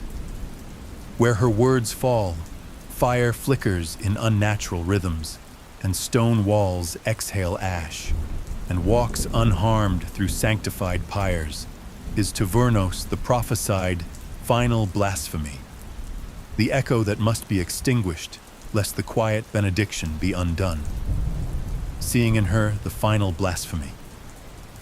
He dreams not of her death, but her mute surrender, perhaps a vision, perhaps a fevered delusion wrought from years of devotion and ash. In his dream, her voice is locked behind stitched lips of ember thread, kneeling in the hollow choir with eyes glazed in ash and hands held open in the shape of a smothered flame. The world itself hushes in reverence, her silence the final verse of the quiet benediction, or so he believes, though even he cannot say whether the vision was gifted or grown. Among his sect, some whisper that the dream is not revelation, but temptation, a false echo conjured by the witch's mockery to test his faith, and that in silencing her, he may damn what little sanctity remains. Perhaps a vision, perhaps a fevered delusion wrought from years of devotion and ash. In his dream, her voice is locked behind stitched lips of ember thread, kneeling in the hollow choir with eyes glazed in ash and hands held open in the shape of a smothered flame. The world itself hushes in reverence, her silence the final verse of the quiet benediction, or so he believes, though even he cannot say whether the vision was gifted or grown. Her voice locked behind stitched lips of ember thread, kneeling in the hollow choir with eyes glazed in ash and hands held open in the shape of a smothered flame. In his vision, the world itself hushes in reverence, and her silence becomes the final verse of the quiet benediction. The cursed sea, the bruised light expanse. The drowned psalm, the sea that screams beneath. A cacophony given form, the sea is a malignant requiem composed of liquefied anguish and obsidian remorse. Its tides, stained in the color of congealed blood and bruised amethyst, churn not by wind or tide, but by the low, ceaseless reverberations of submerged cathedrals collapsed upon themselves, where dead gods once whispered heresies in dialects of thunder. The waters sing or scream in tones beyond mortal comprehension, layered with the ghost notes of divine expiration. Each crest is a psalm soaked in sorrow, each trough a memory drowned in silence. The sea does not simply exist.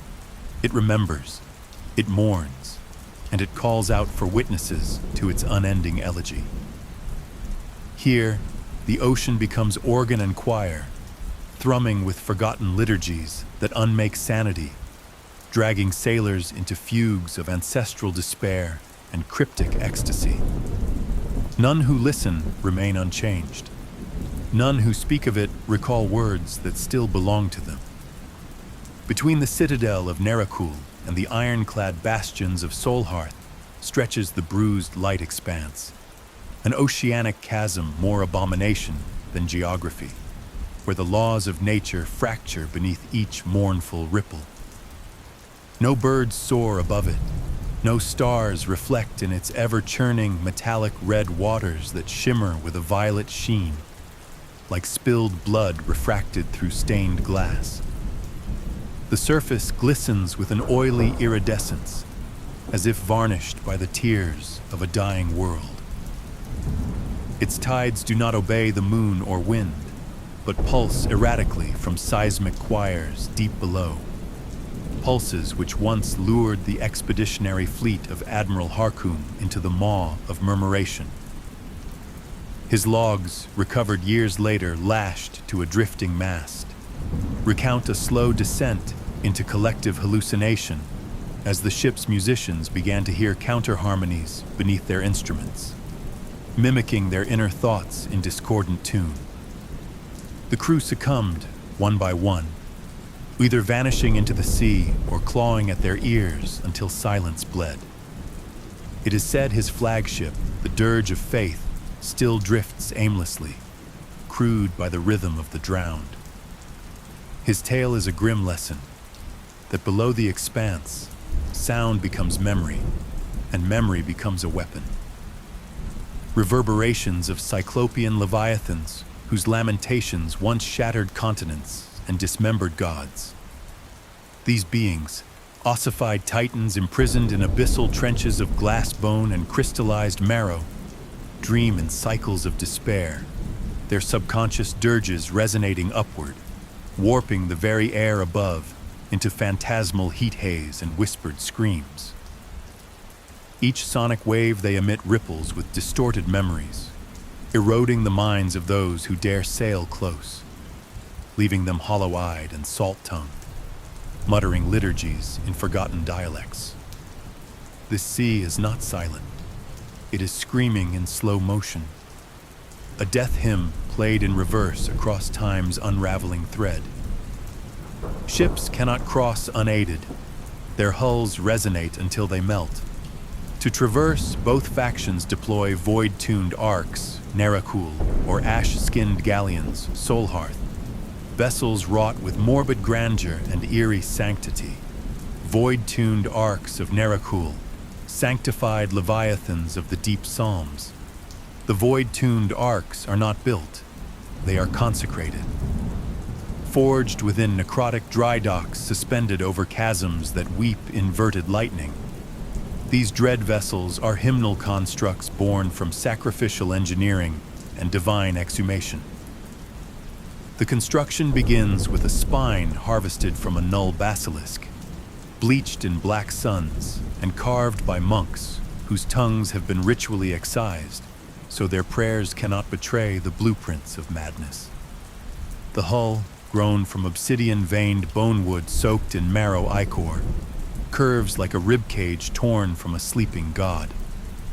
Every plank is engraved with whisper runes in marrow gold, humming in dissonant pulses that cancel the sea's scream just enough to permit passage. Ribs of inverted iron spiral outward like cruciform thorns, impaling the air around them with gravitational unease. At the prow, grotesque gargoyle visages leer, one mid-lament, another stretched in voiceless agony, all perpetually weeping rivulets of rust-stained ichor. From their open mouths drip wax-like strands of anti-song wards, each one shaped like a melted hymn, protective phrases so unstable they must be cooled in silence. When these waxes hit the sea, they burn with inverted sound.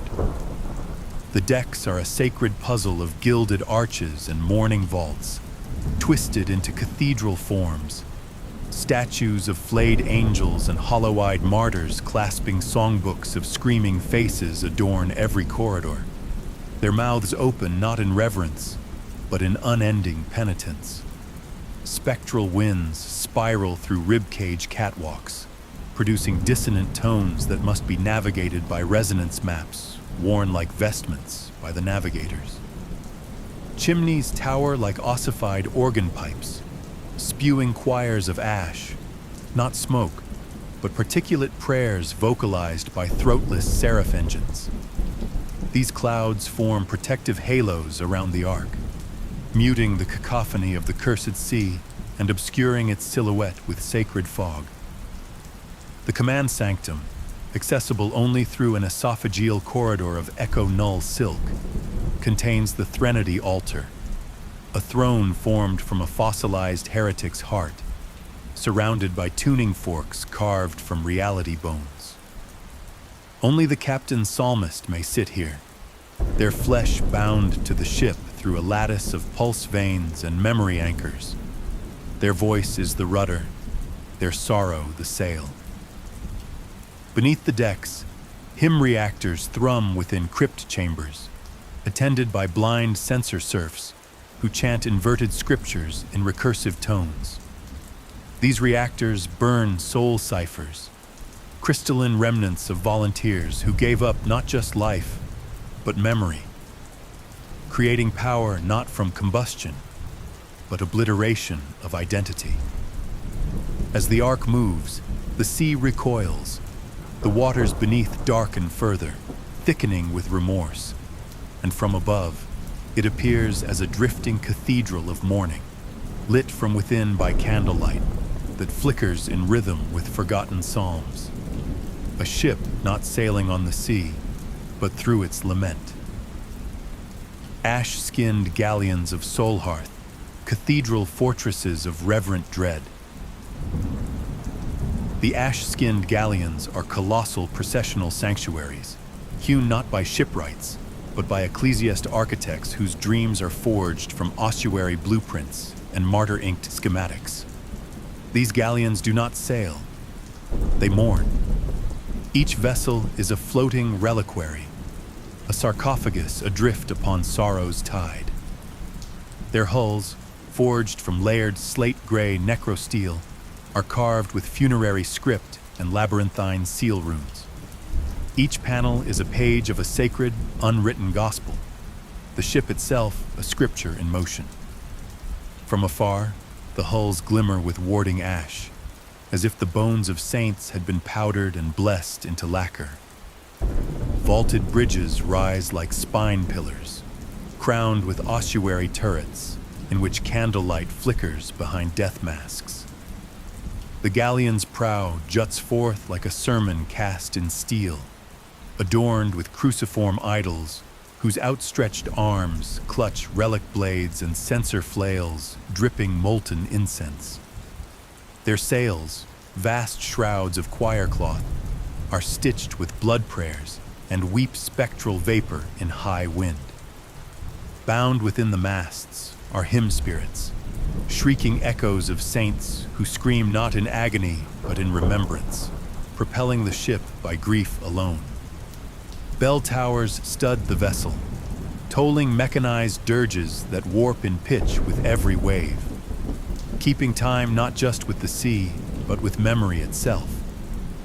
To stand upon such a deck is to hear the end of all things whispered gently into your bones.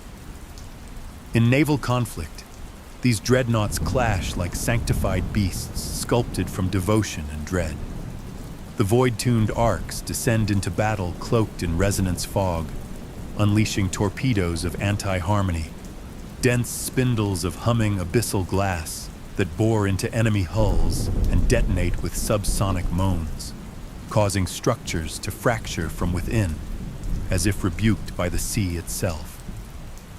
The ash-skinned galleons, slower but unyielding, respond with cathedral-caliber organ cannons that fire sonic obelisks, crystalline shards engraved with cursed requiems, which explode into cascading dissonant choirs. The blasts do not merely rupture wood and steel, they unravel memory, reduce commands to babble, and shred sanity from skulls like parchment from flame. Bladed benedictions, sanctified drones of ossified faith. Bladed benedictions are sacred automatons, forged in the drowned cathedral of Harrowvault, where scripture was once molten metal and faith hammered into blade and gear. They drift like relic angels across battlefields and sea wrecks, neither fully alive nor wholly divine. Each unit is a construct of petrified reliquaries, spines of fossilized saints bound in marrow wire, powered by the final breath of martyrs engraved into crystalline hearts. Their frames are angular and ecclesiastical, shaped like mobile altars carried by silent choirs of one. Their movements are accompanied by static chants, fractured verses of extinct gospels looped through resonance amplifiers. Their arms end in sacred welders and ossification rigs, not for repair, but for sanctified reconfiguration. Metal becomes bone glass, Wires turn to nerve vein runes, and each sealed breach glows briefly with the icon of a forgotten martyr. Their presence is an omen, their operation a liturgy, as if the divine crawls through their gears to lay claim to the ruin and the lost. Choir blades lead the boarding, spectral warriors clad in echo-dampening armor. Foremost among them was Santaron Valtric, the first dissonant, whose name was struck from choir registries after he sacrificed his entire songline to silence a Leviathan's birth cry. Clad in sorrow-forged plate etched with the names of those he had unsung, Valtric carried a blade made from the spinal cord of a traitor scribe and a shield molded from silenced hymns. His infamous campaign, the Bleeding Descent, saw him lead a single war cloister into the howling eye of the dirge maelstrom, returning alone, mute, broken, and followed by ghosts that sang only in his presence. His tale, half myth, half martyr's dirge, is recited in the barracks of every choir blade before they step onto cursed decks. Sewn with bone charms and hymn braid, their helms shaped like shrieking saints, and their visors veined with sorrow glass that weeps blood in high resonance. Their armor absorbs all sound, but emits a faint chant of their victims' last words, looping like cursed lullabies. Every step leaves behind spectral footprints that moan when disturbed, and their weapons, serrated hymn blades and psalm spears, do not merely cut, but sever identity, shearing names and memories from the soul. Those struck fall not just broken in flesh, but hollow in mind, often rising as whisper phantoms tethered to the battlefield, reliving their final moments in endless silence. Sewn with bone charms and hymn braid, each footfall muffled by layers of prayer-soaked silk. Their war dirges rise in discordant intervals, harmonics weaponized into arcs of invisible force that shear flesh from bone and fracture thoughts mid-formation. Engagements become opera, a conflict orchestrated in screams and sacred noise, where blood vaporizes into incense, and prayers are penned in arterial script across the decks. As waves churn with charred sails and floating corpses clutching holy sigils, the sea becomes a consecrated arena of obliteration, madness and martyrdom in cadence, a baroque waltz of ruin where the tempo is set by the pulse of the cursed deep. Both vessels float not on water, but on harmonized dissonance, a web of counter-vibrations and necrosymphonic frequencies calculated by choir masters trained in the calculus of silence and suffering. These spectral architects inscribe geometric harmonies into the hull's heart, mapping pitch and pulse like astral cartography. To maintain this balance, crew members offer daily soul tithes, each drop of blood or shard of memory sealed into resonance crystals that power the hull's dissonant shielding. The symphony must remain imperfect, lest it attract the deeper entities, and so discord is not only tolerated, but required. The vessel becomes a sanctum of curated cacophony, afloat not on sea, but on the trembling verge of divine detonation. Sacred geometries that shatter the scream waves beneath them into manageable murmurs. Each battle fought is not merely for territory, but to keep the ocean's madness at bay, to claim a fragile symphony of order amid abyssal cacophony. The dirge maelstrom, eye of the drowned psalms. The dirge maelstrom is a spiral abyss within the bruised light expanse, a perpetual vortex of sound and silence, circled by wreckage calcified into orbiting monuments. It is believed to be the burial hymn of a dead pantheon, the spot where the first Leviathan's cry tore the world song in half. The air above it quivers like a plucked nerve. Clouds hum dirges backward, and light unravels into ghost halos. Any who enter are swallowed by gravitational psalms, dragged beneath into layers of inverted pressure and memory distortion.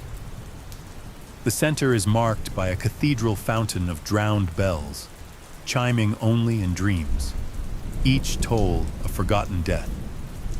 It is here that choir blade Valtric's legend was born, and where all song lines end if sung in error. From its depths rise keening leviathans, creatures whose interpretation varies across factions. To the doctrinaires of Nherakhul, they are divine punishment incarnate, embodiments of ancestral guilt and cosmic retribution sent to prune the unworthy. Solhearth's choir sovereigns believe them to be tools of apocalypse, awakening at the dissonance of the world's final verses, while the fringe cults of the Bleached Maw see them as sacred archivists, storing the ocean's memory and harvesting only those who have strayed from truth. Some whisper that these titans are the remnants of a war between forgotten stars, not beasts, but the scars left behind by something far worse. Biosonic titans whose grotesque enormity defies anatomy and reason. Their bodies are amalgamations of cathedral-like ribs and coralized bone towers, layered with scales of blackened glass and obsidian that shimmer with embedded runes pulsing in synchrony to ancient hymns.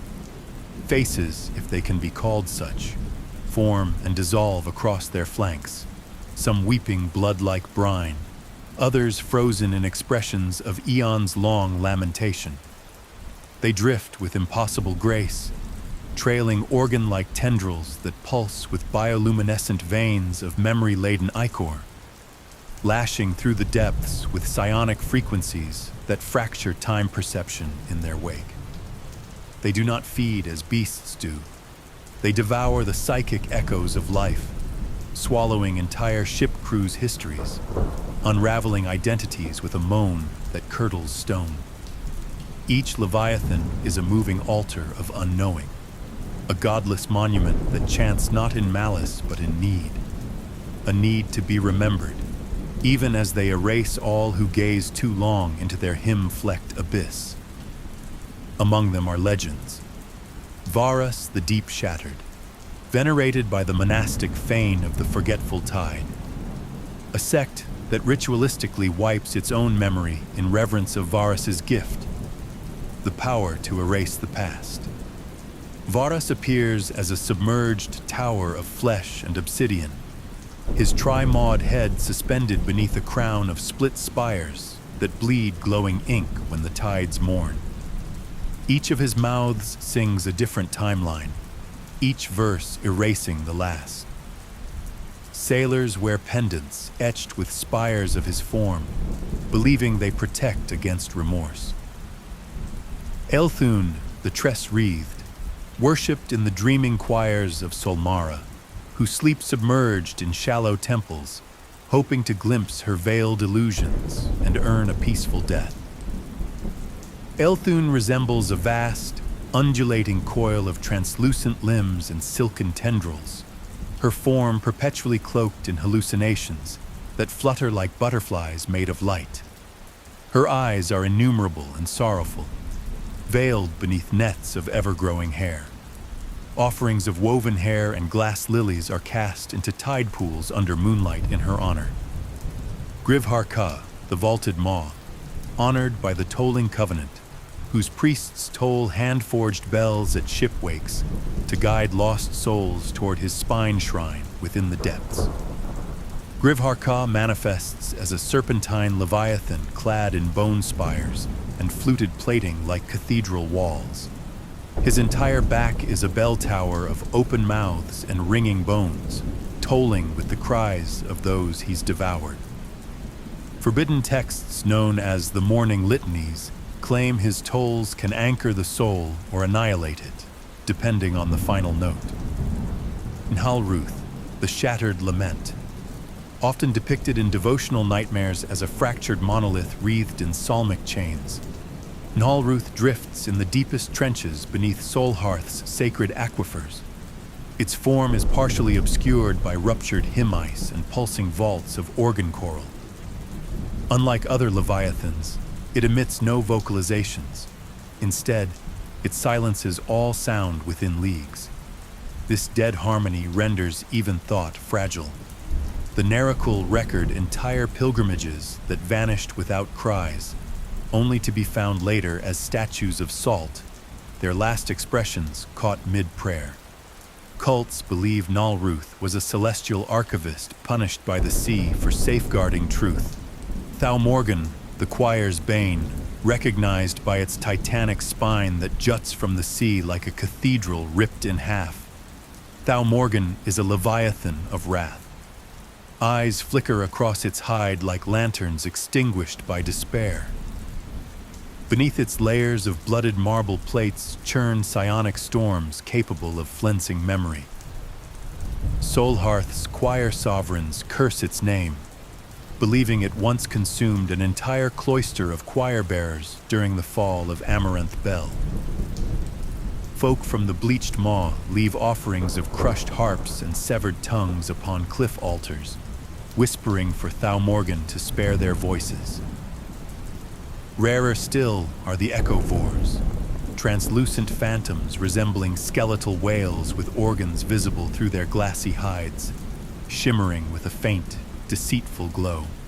Their forms seem carved from sea light and sorrow, trailing long fins like unraveling parchment scrolls inked with curses. They glide silently through the abyss, feeding solely on falsehoods, drawn to betrayal as sharks to blood.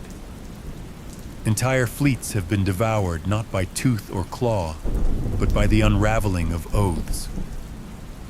The most infamous account comes from the fall of the Bleeding Conquered, a once loyalist fleet that turned coat under the promise of ascension.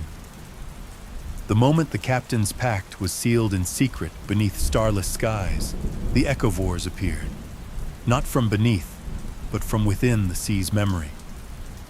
They rose without sound, interweaving through the hulls, their forms flickering like bad omens. Ships were not broken, but erased.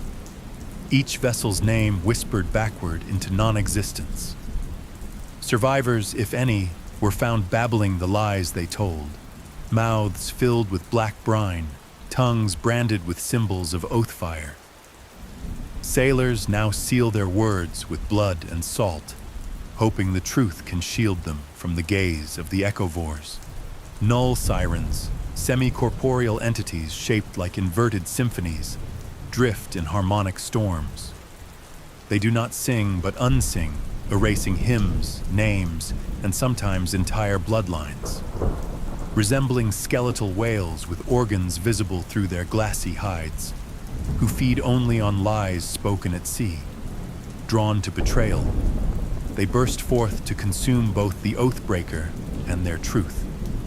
Null sirens, semi-corporeal entities shaped like inverted symphonies, drift in harmonic storms. They do not sing but unsing, erasing hymns, names, and sometimes entire bloodlines. Their emergence is heralded by low tides, humming with ancestral names. Some ships return with no crew, only a whispered phrase echoing across their decks. The song is listening. A phrase sometimes whispered not only in fear, but once defied by Mirren Vale, the exile captain who sealed her ears with wax blessed in ancestral blood and screamed back into the tide. Her defiance marked her. Eyes turned silver, and the sea no longer reflected her shape. But she alone led a shattered crew across the expanse. Her final words, inscribed on her driftwood sarcophagus, became scripture to the rogue sect of listeners who do not sing. In other cases, the phrase is etched into the dying breath of saboteurs and muttered by cursed emissaries before plunging into the deep. On rare occasions, it has been used by war priests to bait enemies toward waters known to echo with Leviathan presence, turning belief into bait. The phrase carries weight not just as omen, but as invocation, and sometimes invitation. But as a weapon, etched into the dying breath of saboteurs and muttered by cursed emissaries before plunging into the deep. On rare occasions, it has been used by war priests to bait enemies toward waters known to echo with Leviathan presence, turning belief into bait. The phrase carries weight not just as omen, but as invocation, and sometimes invitation. A phrase repeated by the returned as if by compulsion, their eyes vacant, their voices layered with echoes not their own. It is both omen and curse, a mark of those touched by the deep psalm of the sea, where memory falters and madness roots. Some who utter it vanish days later, walking into the tide as if summoned. Others begin to speak in harmonies that do not belong to any human tongue, their dreams hijacked by choruses of drowned ancestors. It is not merely a statement, it is a verdict that something ancient has heard you and waits. Factional influences and Leviathan interpretation. The doctrinaires of Nherakhul build their sanctuaries to mirror Leviathan proportions, constructing temples from warped hulls said to have brushed against these beings. Their worship is a form of dread penitence.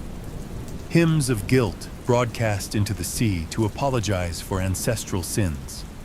Every architectural decision, from inverted arches to stained obsidian glass that bleeds brine when struck by light, reflects the belief that Leviathans are divine executioners correcting cosmic dissonance.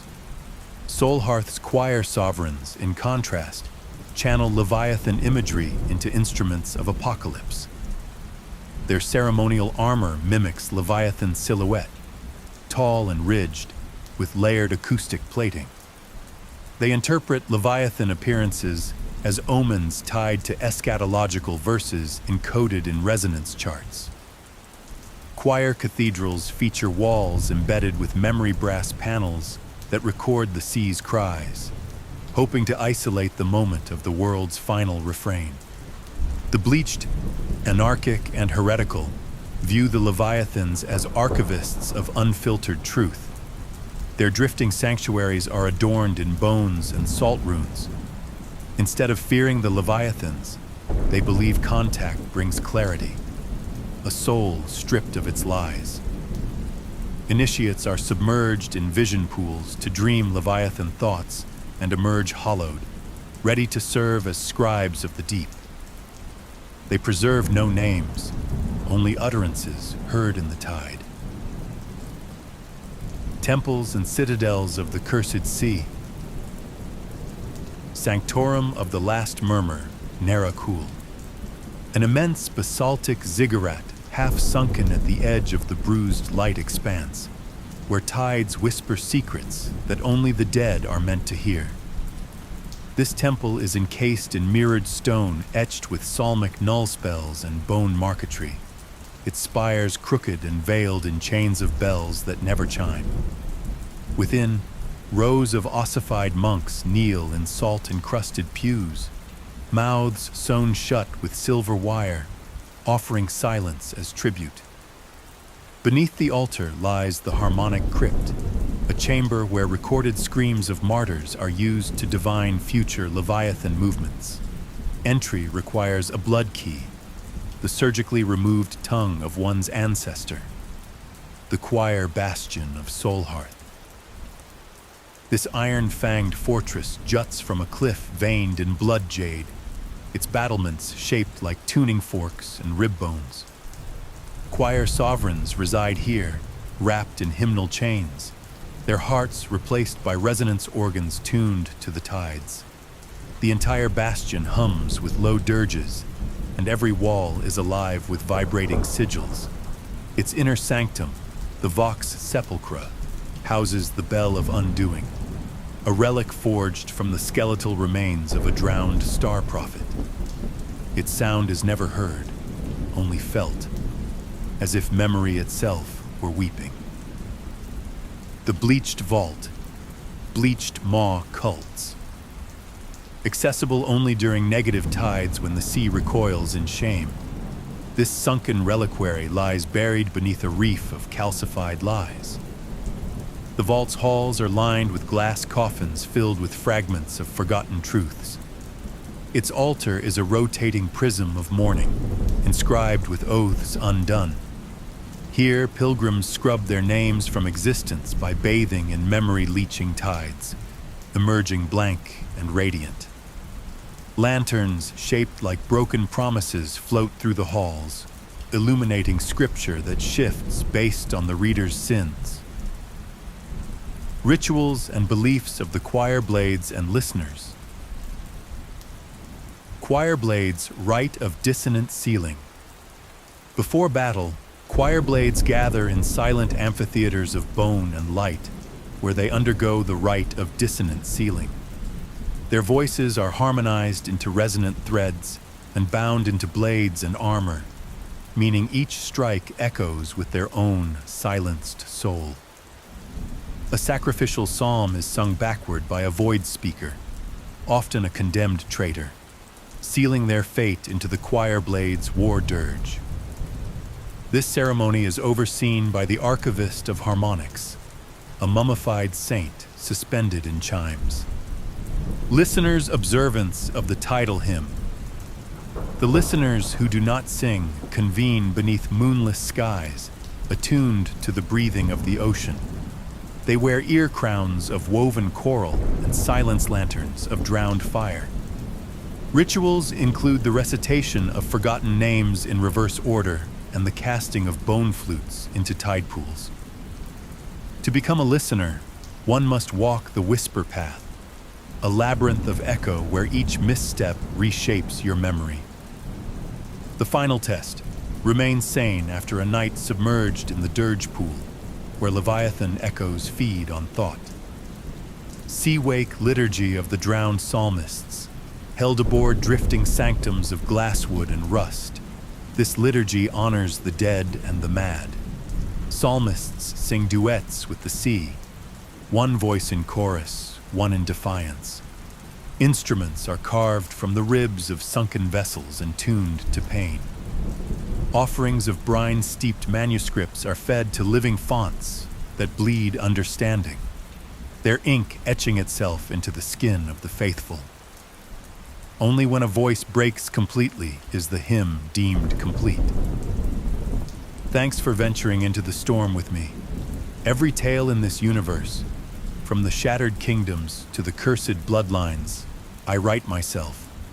All the art, all the visuals, every drop of atmosphere you feel, that's shaped by hand and pieced together with my passion to create. These stories take a lot of time to make real, so thank you for your patience when the drops take longer than I'd like. If you felt something during this journey, if you got goosebumps, held your breath, or just needed a break from the noise of the real world, do me a solid. Like the video, subscribe for more, and share it with a nerdy friend who needs to touch grass or get scorched by Atlas's lightning. Your support keeps this storm alive.